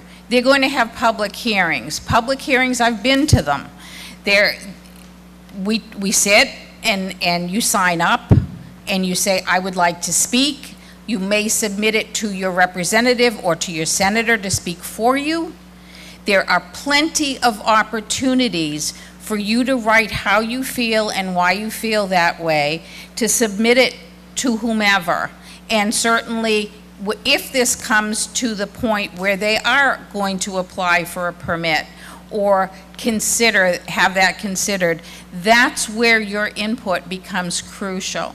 Okay, so I'd say keep up with the current events and what's happening with the calendar, and stay in touch with your representative. Representative Harrington's aide is here if you would like to speak with him after the meeting. I'm sure you could give her a call. There he is. Nice and convenient. He's right there, okay? That's great, and, thank and, you. And I think, Nikki Songus is right in Lowell. Love Nikki. Yes. Pardon me? Nope, that's fine. I don't know. Does Nikki Songus' office, did she send anyone tonight? No, okay. Jennifer Flanagan, Senator Flanagan's been involved. I think, you're talking at a federal level for some of this, okay? So you're talking about the Nikki Songuses of the world and how important it is to let her know how you feel. But as I said, I want to see who those signatures are, too. I leave it with, would you guys move adjacent to the pipeline in Townsend?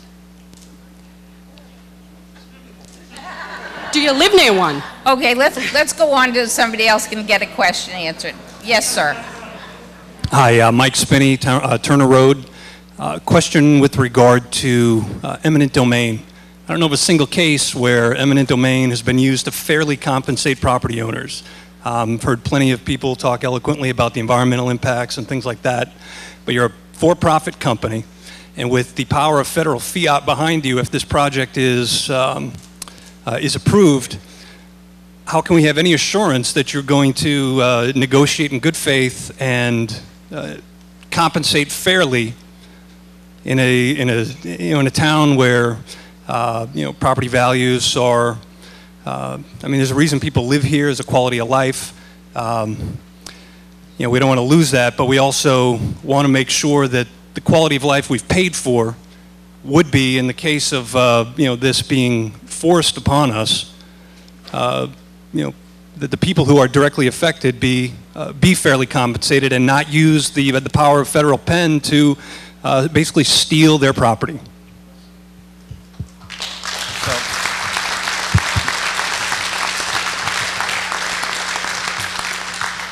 So that's a very valid concern for any landowner that could be impacted by the pipeline and wind up with a permanent easement on their property.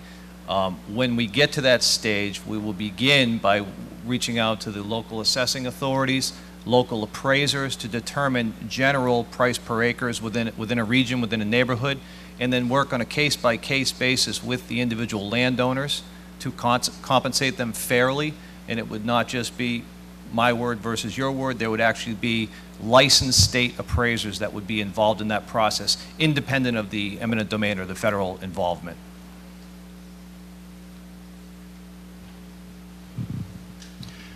Name's Dan Arsenault, lived in Townsend probably longer than anybody else in this town, this auditorium. But anyway, I've seen some silly things happen in this town, and this is not one of the good ones.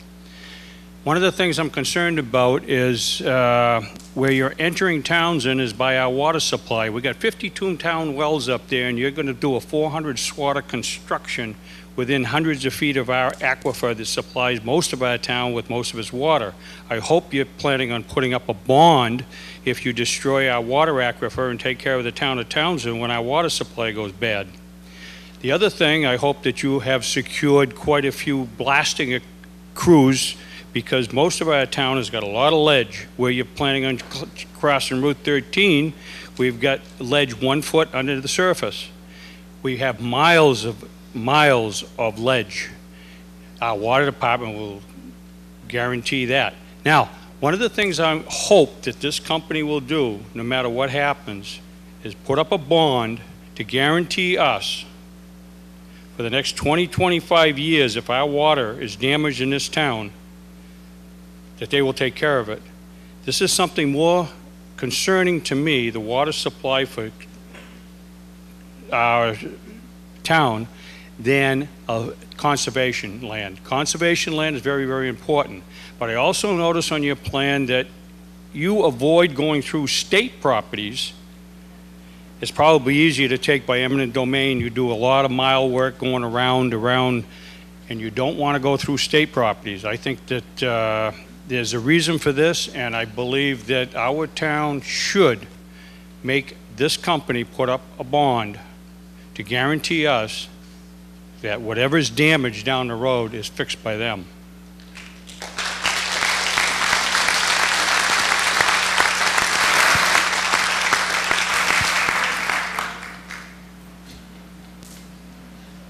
Next question. Yeah, Jim McVeigh, I West mean, Townsend. just on that one, are you required to post bond? How does that work for damages? If, There's bonding for different situations. I don't know if, I've been involved in a bond for 25 years for a water aquifer, but that's what all these discussions are about. Like Alan says, it's an open discussion, and these are the ideas that are brought forth and move forward. okay. And if I could just add to that, information like that is why our land team is out working with individual landowners and with the towns to understand there's only so much you can determine without actually getting onto the parcels and working with the people that know the town, which are the citizens and the town fathers. So that type of feedback is exactly what we're trying to gather now, and why we've approached people for survey permission. Independent of your feelings of the project, whether you granted survey permission or not, we're still gathering all this type data. So I would encourage anyone with feedback like that to work through the local land agents so we can ascertain exactly where these type of situations are. Yes, sir. Yeah, Jim McVeigh, West Townsend. West Townsend. This pipe going through the state park, the 36-inch pipe, I believe it's going through the Willard Brook Reservation. Now, if you're going to cut 400 feet, a swath of 400 feet, as far as I'm concerned, that's the end of the reservation, all right? Because there isn't that much land there. There's all kinds of brooks there feeding the Squanicook.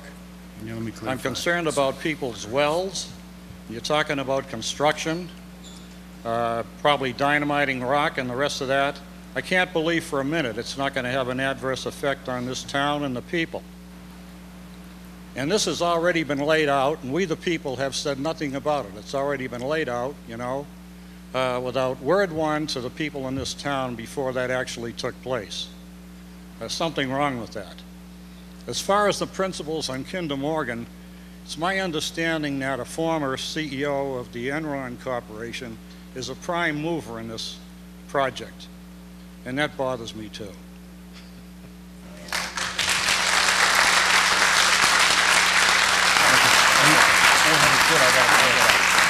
I just want to make one clarification for everybody. There's not a, you know, and it may be miscommunication. There's not going to be a 400-foot swath to construct this pipeline. What we're seeking is a corridor of 400 feet, 200 feet on either side of the potential center line of the pipeline to do our surveys so we can evaluate information on both sides of the corridor. The permanent right-of-way for a pipeline of 30 or 36-inch would be 50 feet. That would be the 50 feet that would have to remain cleared and maintained throughout the life of the pipeline.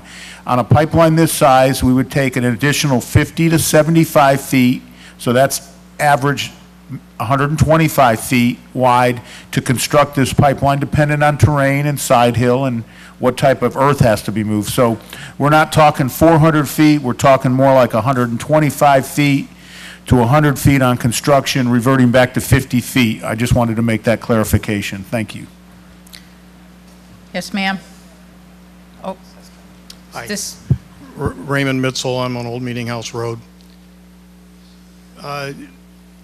History, interesting thing about buggy whips. We used to sell lots of buggy whips back at Leechmere when I worked there. And then they were hard rubber tires, and then they were tires with air in them. When oil goes its way, and we see the emergence of alternative methods of getting energy, I guess my question has to do with the town. I guess this is a town meeting, but what I'm hoping is that at some point in time we can address the need for our inspectors to get the training they need to inspect the plumbing involved in this operation, the electrical that sets off the alarms for our emergency response crews who may have to come out of the fire department, the EMTs, the police department, to cordon off an area and evacuate whoever's nearby if we have a blowout, worst case scenario. The money for that and the training for that needs to come from these guys and the federal government. And I think that needs to be addressed at a town meeting where we're going to talk funding and manpower and all the things that spin off of that.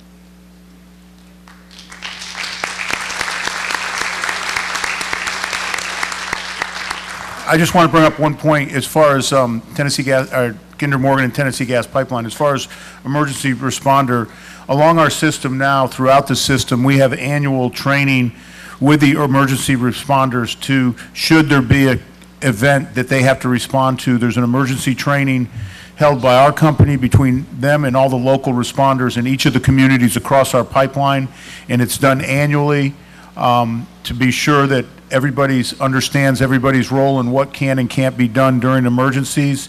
We would look to continue that on this new pipeline and do a lot of training with the community in that regards and other regards as far as education.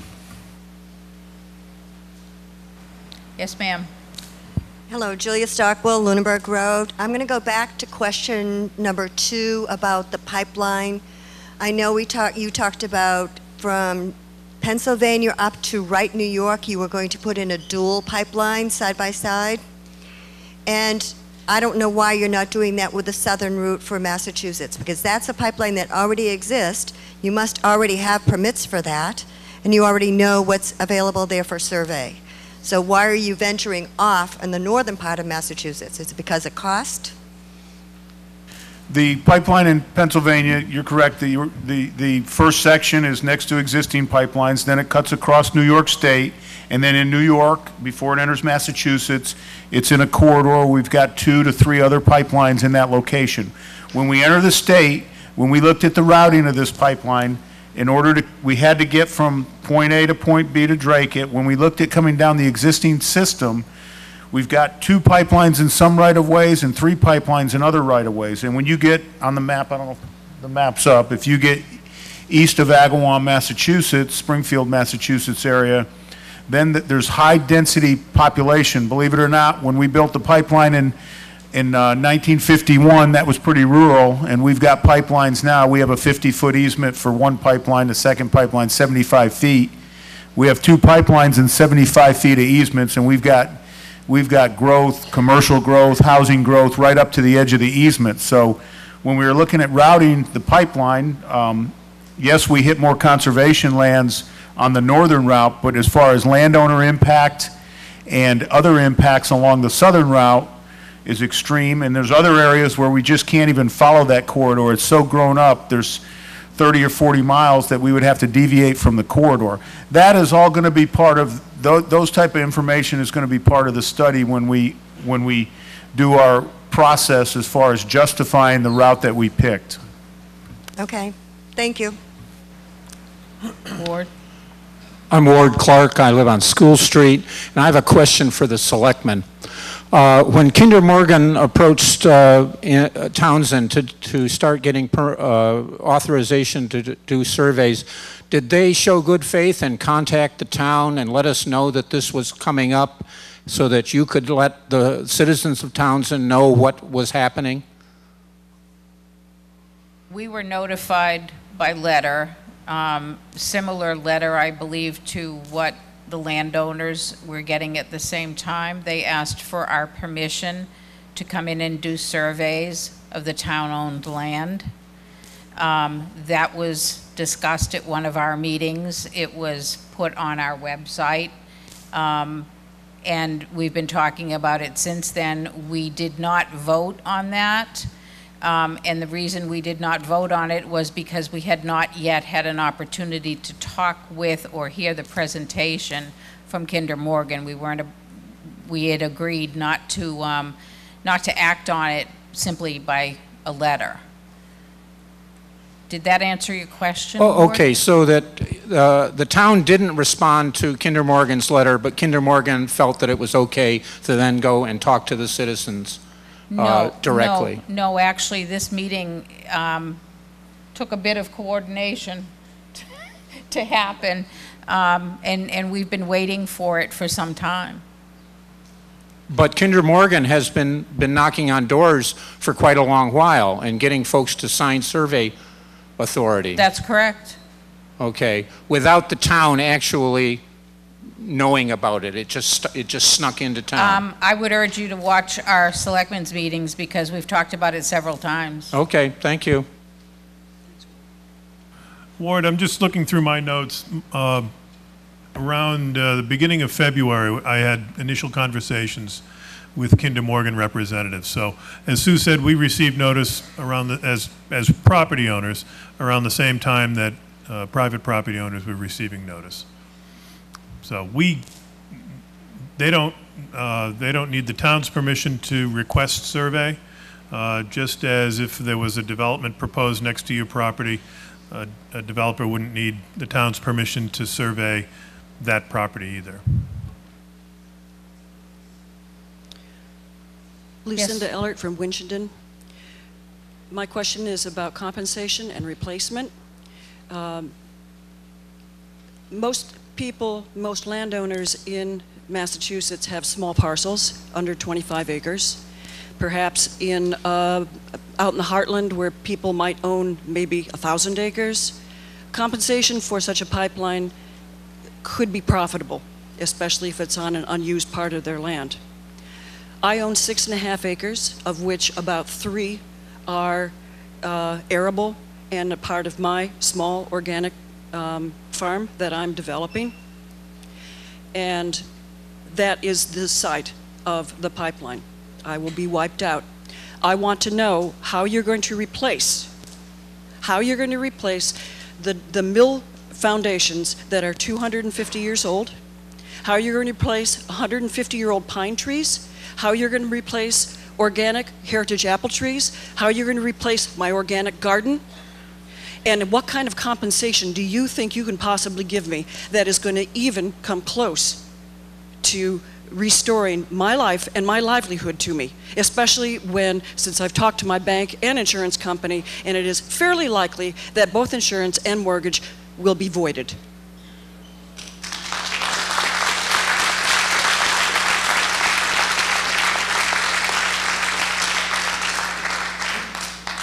So I'll work backwards there, and you'll remind me if I forget one. I have heard, it seems to be a common theme we've been hearing across Massachusetts, there is word out there that insurance rates and mortgages will be voided if a pipeline is built. I am not, our team is not, no one in the pipeline industry is aware of any instances where a mortgage has been voided because of a natural gas pipeline on someone's property. Then maybe you should talk to our banks. Yep. Hey.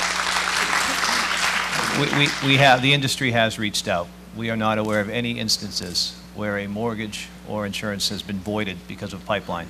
And Indian burial grounds down the street, and again, priceless things that cannot be replaced. I mean, aside even from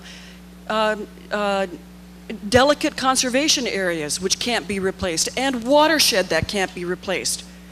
There's livelihoods involved. I've got a guest cottage. Who's going to come to stay in my guest cottage when there's this swath of crappy grass across the street, and the one thing that people are going to want to come see, i.e. the mill foundations dating 1747, those are gone. Well,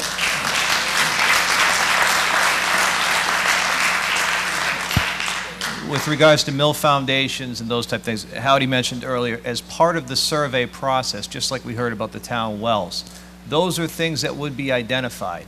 and quite possibly, and if it sounds like they're that old, certainly would be avoided. So there's two folds there. This is a route that is being refined, as Alan has mentioned before, and we need the survey data to be gathered to be able to understand completely what is within that proposed corridor. And you will see route adjustments. They've already happened in town. They will continue to happen with those type situations. As far as compensation, I understand it's hard. I can talk dollars and cents, but when it's a home and your livelihood, I understand it's going to be a passionate issue for you, and there may not be a dollar value. So we need to work together, if the pipeline route were to continue to be or impact your property, to alter construction techniques, construction footprint, the size of the easement, other things that we can do to minimize the impacts to you, to not put an undue hardship on an individual. Well, I think you could do the math. 3 acres and an easement that could go up to 125, 200 feet, you can do the math. Like I said, I don't know your property personally, but that's part of the process. As individuals will visit the property, survey, as well as work with you to understand how the property is being currently used. Thank you. Said, oh, you know, we're concerned about your feelings, we're interested in what people have to say. But I think most of us know that if this is a project that's going to make money for a large national corporation that needs to have government approval, that we really don't have a lot to say. That if it's what you guys want to have happen, it's going to happen whether we want it to or not. And it doesn't matter about our conservation area or an organic farm or anything else. What's going to matter is, are you guys going to make enough money off from running this pipeline through Townsend? So my question is, how is Townsend going to benefit financially by letting you run, well, by having your pipeline run through our town? It's no longer the 60s where we have politicians that are willing to stand up and fight for us. Instead, we have people that are looking to see what goes into their pocket down in Washington. And so what's in it for Townsend?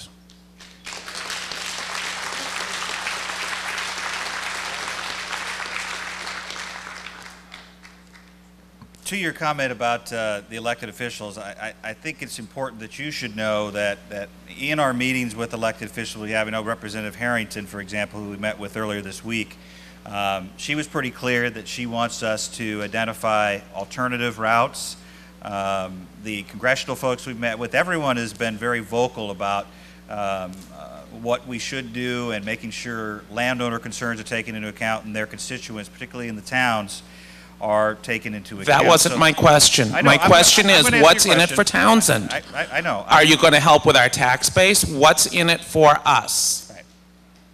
So to the second part of your question, which was that, we are paying tax revenue. So currently our pipeline system in Massachusetts pays around $5 million a year, and that's based on that's property tax based upon the value of the pipe.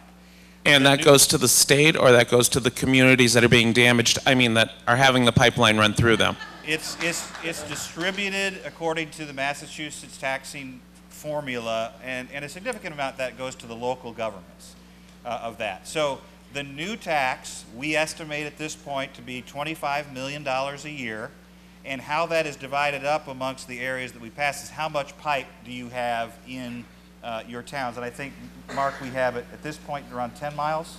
9 miles. 9 miles of pipe. So you can't really do the math out of 100 and what's our total in mass, total mileage now? So 150 miles, we'll say roughly.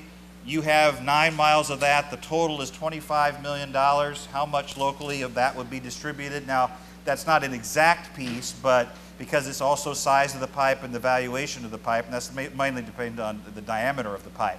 But that $25 million will be divided amongst the taxing bodies throughout the state of Massachusetts. That's the long-term revenue stream that will come from this pipe to the town. So what we would need to do is take, what did you say, 120, how many miles total? Our total in Massachusetts is, we'll say, roughly 150 at this point. It still is in flux. Okay. And you have about 9 miles in the town borders of Townsend. Okay.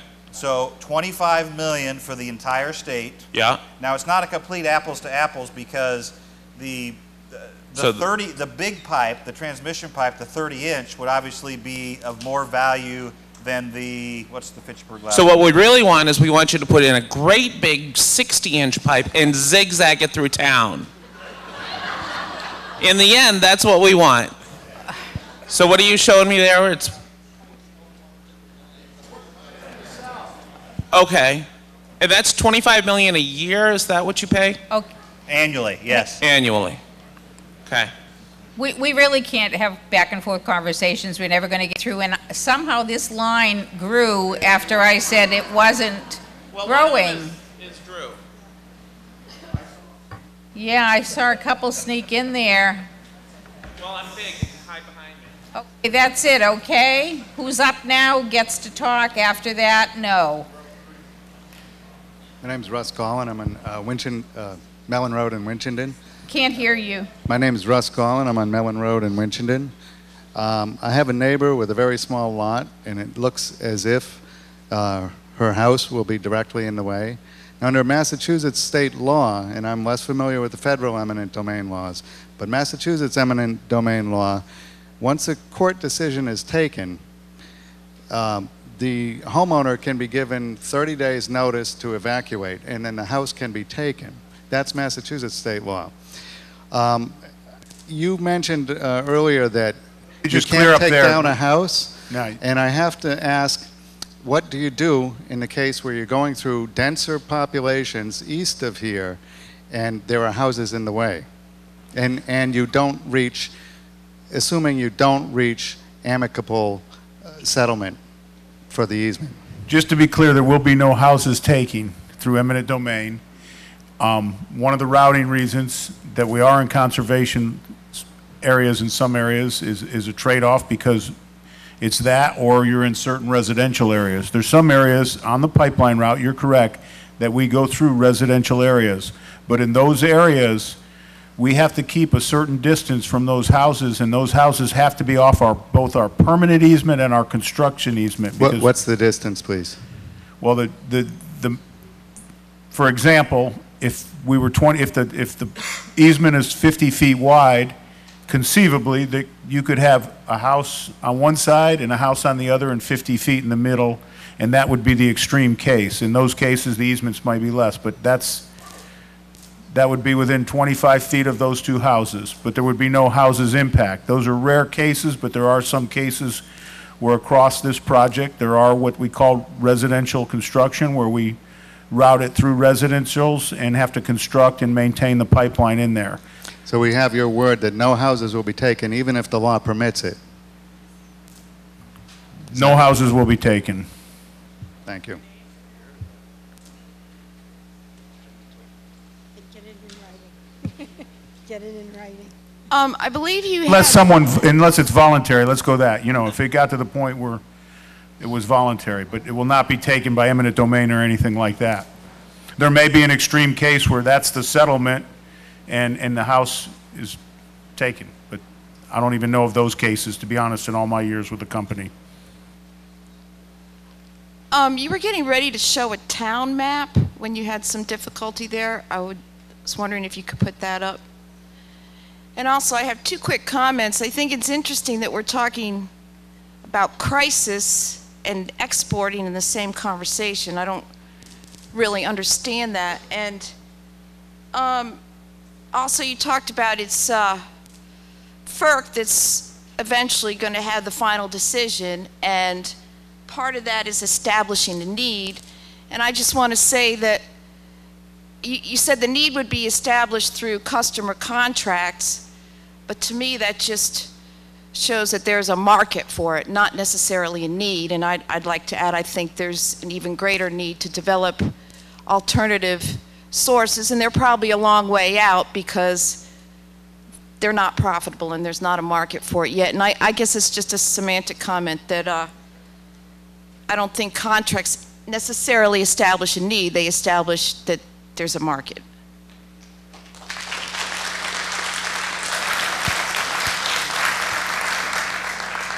Ma'am? Roxanne Doucette, Ash Street in Townsend. I know that our electricity bills, homeowners, and taxes will all be rising. Now, where exactly will you be entering Townsend? and exiting Townsend.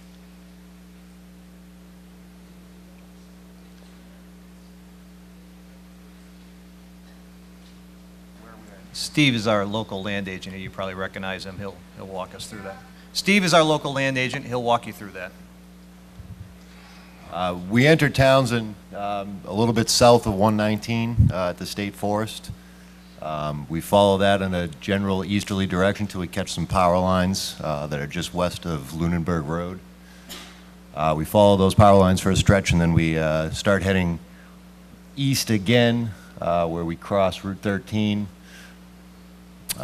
just south of Pheasant Ridge Road. We continue to cross, start heading a little bit northeast, right by where Sterilite is. We cross the road there and start heading east towards Pepperell. We enter Pepperell right around West Street, if you guys know where that is. Okay. Now, if Townsend opposes you of putting the pipeline in, how will you go around?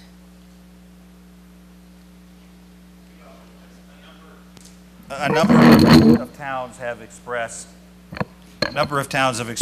some have voted that they're not supportive of the pipeline. I think there's a coalition that has developed with some towns to do that. I don't know what Townsend's position will ultimately be. What I can say to that is we'll be taking that into account as we finalize our route. It doesn't mean that we will not be in Townsend, but we'll certainly take into account the position of the Board of Selectmen. Okay. Sure. George Russell, Lunenburg Road. Just one remark before my question to you standing there. Since you're not a resident of Townsend, I take exception to the remark that you made earlier about this is good for the community. As you see, the feeling isn't the same. Now, my question is, the earlier slide said the proposed pipeline. You seem to have your ducks in order, the senators lined up, the governor lined up. So it really should say, instead of the future, the proposed, it should say the future, because it's going to happen. And if there's wetlands or water problems, you're just going to take a left turn or a right turn, and you're going to bypass that, and you're going to just continue along your way. So my question is, since this is a big project, can you give me an example of a project you've had around the country, somewhere around the country, that was actually this capacity, this size, that was turned down by the government? Can you name one and give me a reason, please? No, we can't. And let me explain that. You know, our process is spending the time up front, like we are now, to determine whether a project is feasible. And if we don't believe it's feasible, if we don't believe it's permittable, we're not going to file for our application. So that's why we've been successful, is we spend the money up front. How many projects have we not pursued? Hundreds. Hundreds of projects we do not apply for, because in this assessment like this that we do, we find it's not feasible. It's not commercially viable. It's not permittable. We don't pursue it. Hundreds of projects we do not pursue.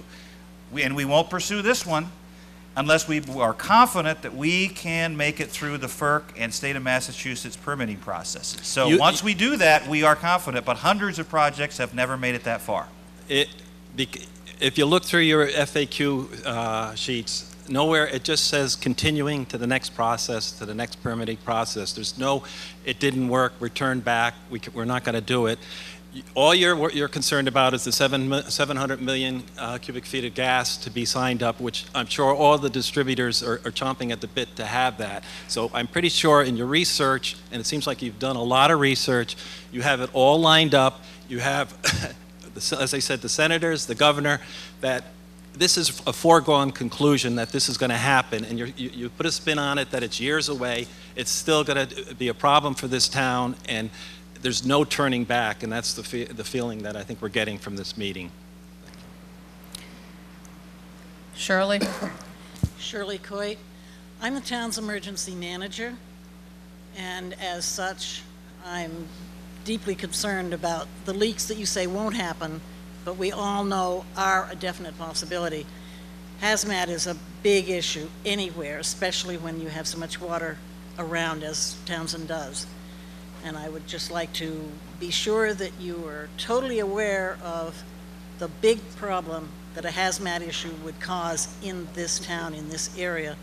And I know you said you were going to do a lot of training with the EMTs and the emergency response people, but that's a big issue for us. Thank you. Thank you for sharing that.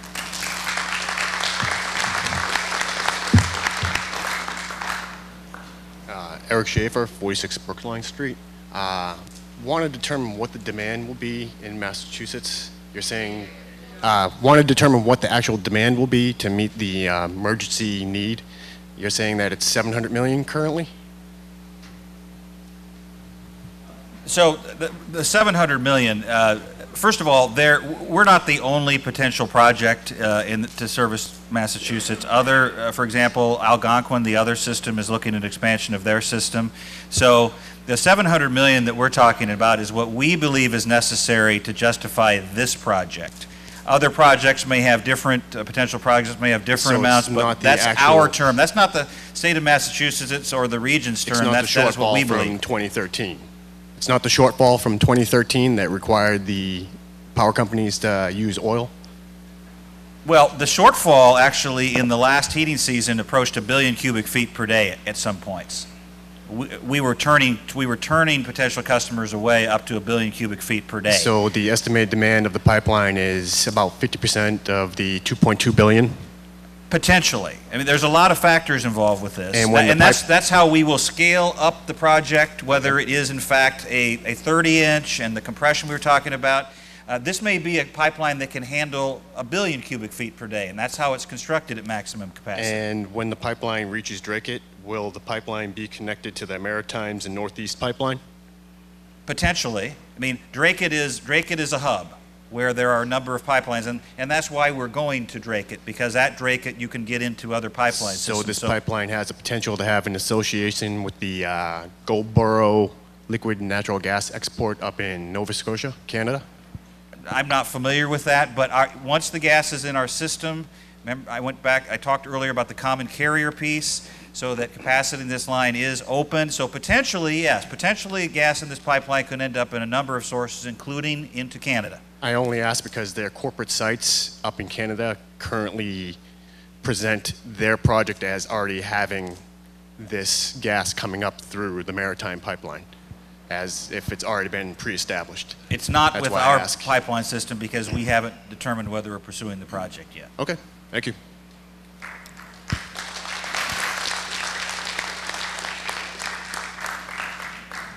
Trudy Witham, Reagan Road. I would like to know what the maximum operating pressure is going to be through this pipeline. And I would also like to know if that will be reduced through populated areas, and if so, what will the pressure be through those areas?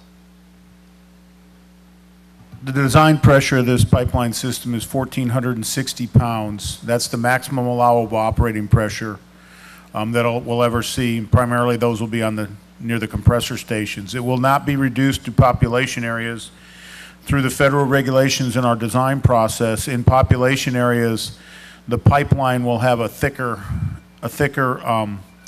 steel, which gives it a higher safety factor on that. So that's how it's handled through population centers is by heavier steel, and also the mainline valve spacing is closer, where you have closer mainline valves through the population centers, but we're not looking at having pressure reduction in the population centers. It's all handled by design and materials. Okay, well, one more question off of that. Do you have what you call a minimum area of concern if something should happen with that pipeline, as far as the radius of impact? They call that the potential impact radius, and that's based on the size of the pipe, the location of the pipe in the ground, where the pipe, and the pressure of the pipe.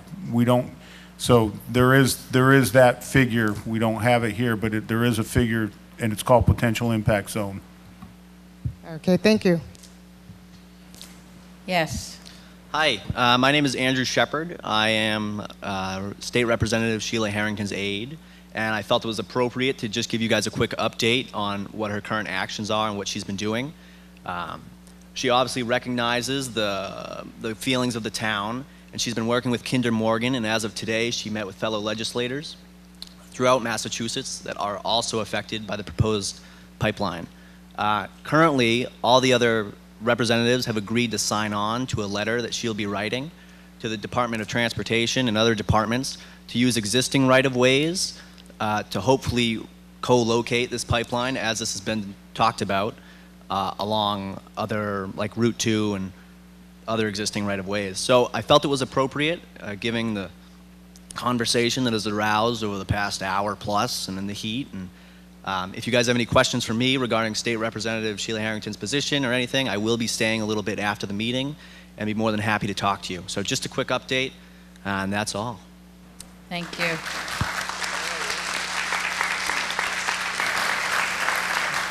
Last person standing, Leslie. Hi, Leslie Gabrilska, 5 Warner Road, and the conservation agent. Just one comment and then one question. What? Oh, sorry. Better? It appears, or it's just it's an observation that really this pipeline is in response to the laws of supply and demand. You have such a glut of natural gas out in the West and in Pennsylvania, and you need to put this pipeline in, not because of need from the people, but because you need to stabilize and increase the prices of gas. So export is the way to do that. My other question, or my question is that I have spoken with FERC, and they have advised me to talk to people and say, don't be afraid or intimidated of the eminent domain process. And I wondered if you could explain from your experience how that works. The FERC process? The eminent domain, if you got the certificate of public necessity and need, and you had to resort to taking property by eminent domain because people didn't give you permission to go on their property, what is the procedure that's involved in that? Well, if in fact the FERC would grant the certificate, the power, if you will, of eminent domain would flow to the project under the specific terms of their certificate. Then would begin a process that would continue a process of negotiation with the individual landowners after that. And we would continue to negotiate, and some folks are waiting to negotiate with us until we actually receive our certificate. Because until that point, the project isn't final. So there are some folks that'll sign up then. For folks that we cannot address their concerns or reroute the pipeline or reach a compensation figure, then Massachusetts law would follow in the specifics of the eminent domain process is specific to the state, and it would be a federal authority in federal court, but following the state laws of eminent domain, and that would apply. So I'm not an expert at this, and Mike, I don't know if you want to speak more specifically about it, but typically, if there's not an agreement on compensation, that would ultimately be determined by the court, what the compensation would be for the land, and depending on the particular state and the regulations that are applicable, we would be giving access to construct, potentially while the compensation is still being determined. That varies from state to state, but that's generally the process that happens. And there'll be an opportunity with the eminent domain process for a landowner to be heard as well, and can be part of that discussion with the courts. Well, that's my understanding, that you then go into court. You bring your attorney, or the landowner brings their attorney, and Kinder Morgan would bring their attorneys, but it's also determined by FERC what the minimum easement would be. So potentially it could be. No, the easement, you talk about the payment value? The easement. Yep, the payment value. The easement would be with FERC, whatever FERC certificate, if we get a FERC certificate on projects that we just did, and there's a workspace across that property, that you can only condemn for that workspace that's in that certificate. So if it's 100 feet wide by 1,000 feet long, that's what you go to condemn for to be able to construct. And it is it's a litigious process with lawyers, but you have appraisals. So the landowner gets an appraisal, the company gets an appraisal. Part of the process is to take those appraisals and do the values. But typically, like Alan says, you go to court and you get, if the judge federal judge, you testify. I had to testify in some. It's not a comfortable position to sit there and have to testify for someone's land taking. We hope it never gets to that. And then the judge will rule that you can have access to that property and start your construction. But a lot of times, most of the times, the compensation hearing comes later, where you go back and forth on the appraisers and negotiate or settle on it. It's a long process. So over the history of, since you've done these, do the easements tend to be in the final decision, whether through eminent domain or through negotiation, tend to be the same, or do they tend to be somewhat narrower, or in the work zone and the easement? In my experience, when you go to condemnation, you're going to condemn to what FERC has certificated. If a landowner wants to negotiate for less land, sometimes the landowner can negotiate for less land than the condemnation. If the company goes to condemnation, most of the times you're going to condemn for the property that you had the rights to through the condemnation process through FERC. So does it ever happen where Kinder Morgan negotiates for a wider easement than would be required by FERC? You can't negotiate for a wider easement than FERC gives you the certificate for. Okay. Okay, thank you. And Mark, I just want to add, I think what FERC was trying to do there, I think what FERC was, in your conversation with them, was trying to reassure that it's not a situation where an individual landowner feels like they're up against a large company in a formal courtroom setting. Multiple phases, FERC will get involved with the landowner and serve as a steward through that process. FERC, I encourage you to go to ferc.gov. You've already called them, but anyone else, ferc.gov is their website. They have sections dedicated to landowner relations where they educate landowners. So it's not a situation in every case where those that are opposed or have concerns about the projects would have to go through that to get an attorney or go to court. FERC would step in, and they have resources available to the landowners. I think that's what they were trying to convey to you. Yeah, they have a great external affairs department anybody can call and talk Absolutely. to them. And they're not involved in the process yet. But No. after we do the pre-filing later in the fall, then they will become involved, and they'll be a resource for everyone in this room. Okay, thanks. Okay. Alan, thank you. Thank you, gentlemen. Sure, go for it. You've seen our fact cards here. On the back of the fact card is our email address, our phone number, our address, our website. I encourage you, if you have follow-up questions, to address them here. Once we start the process, go to the FERC website. But currently, you can get information about our project, including the presentation, fact sheets, FAQs, and other things from our website, plus ways to contact us.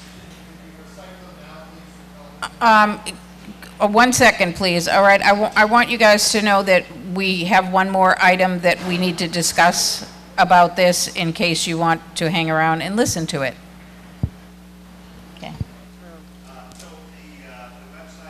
Excuse me. The website is nedinfo@kindermorgan.com. The phone number is 860-763-6032, and the website is www.kindermorgan.com. Thank you. I just want to know from my board, we have a letter that we got months ago from Kinder Morgan, waiting for tonight, waiting to hear in person what they were asking and a little bit more about the project. Having done that, is there anyone that is inclined to make a motion about that letter? And that would be for the town-owned property. McNabb. I'm going to do a disclaimer before I make this motion, just so everyone knows. Motions are traditionally made in the positive, and that does not indicate my personal position on the project, on the permission. So I would move that we grant survey permission to the Tennessee Gas Pipeline Expansion Project to property under the control of the Board of Selectmen of the Town of Townsend. It's been moved and seconded that we approve the right to survey for Townsend-controlled, Townsend Board of Selectmen controlled land. Do we have any other discussion? I'm going to call for a vote. All those in favor, aye. All those opposed, no. No. No.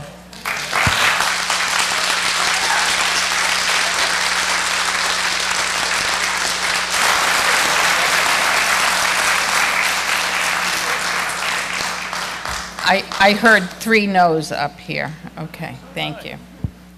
Okay, I'll entertain a motion to adjourn. Move to adjourn. And moved and seconded. All those in favor? Aye. Aye. Good night. Thank you.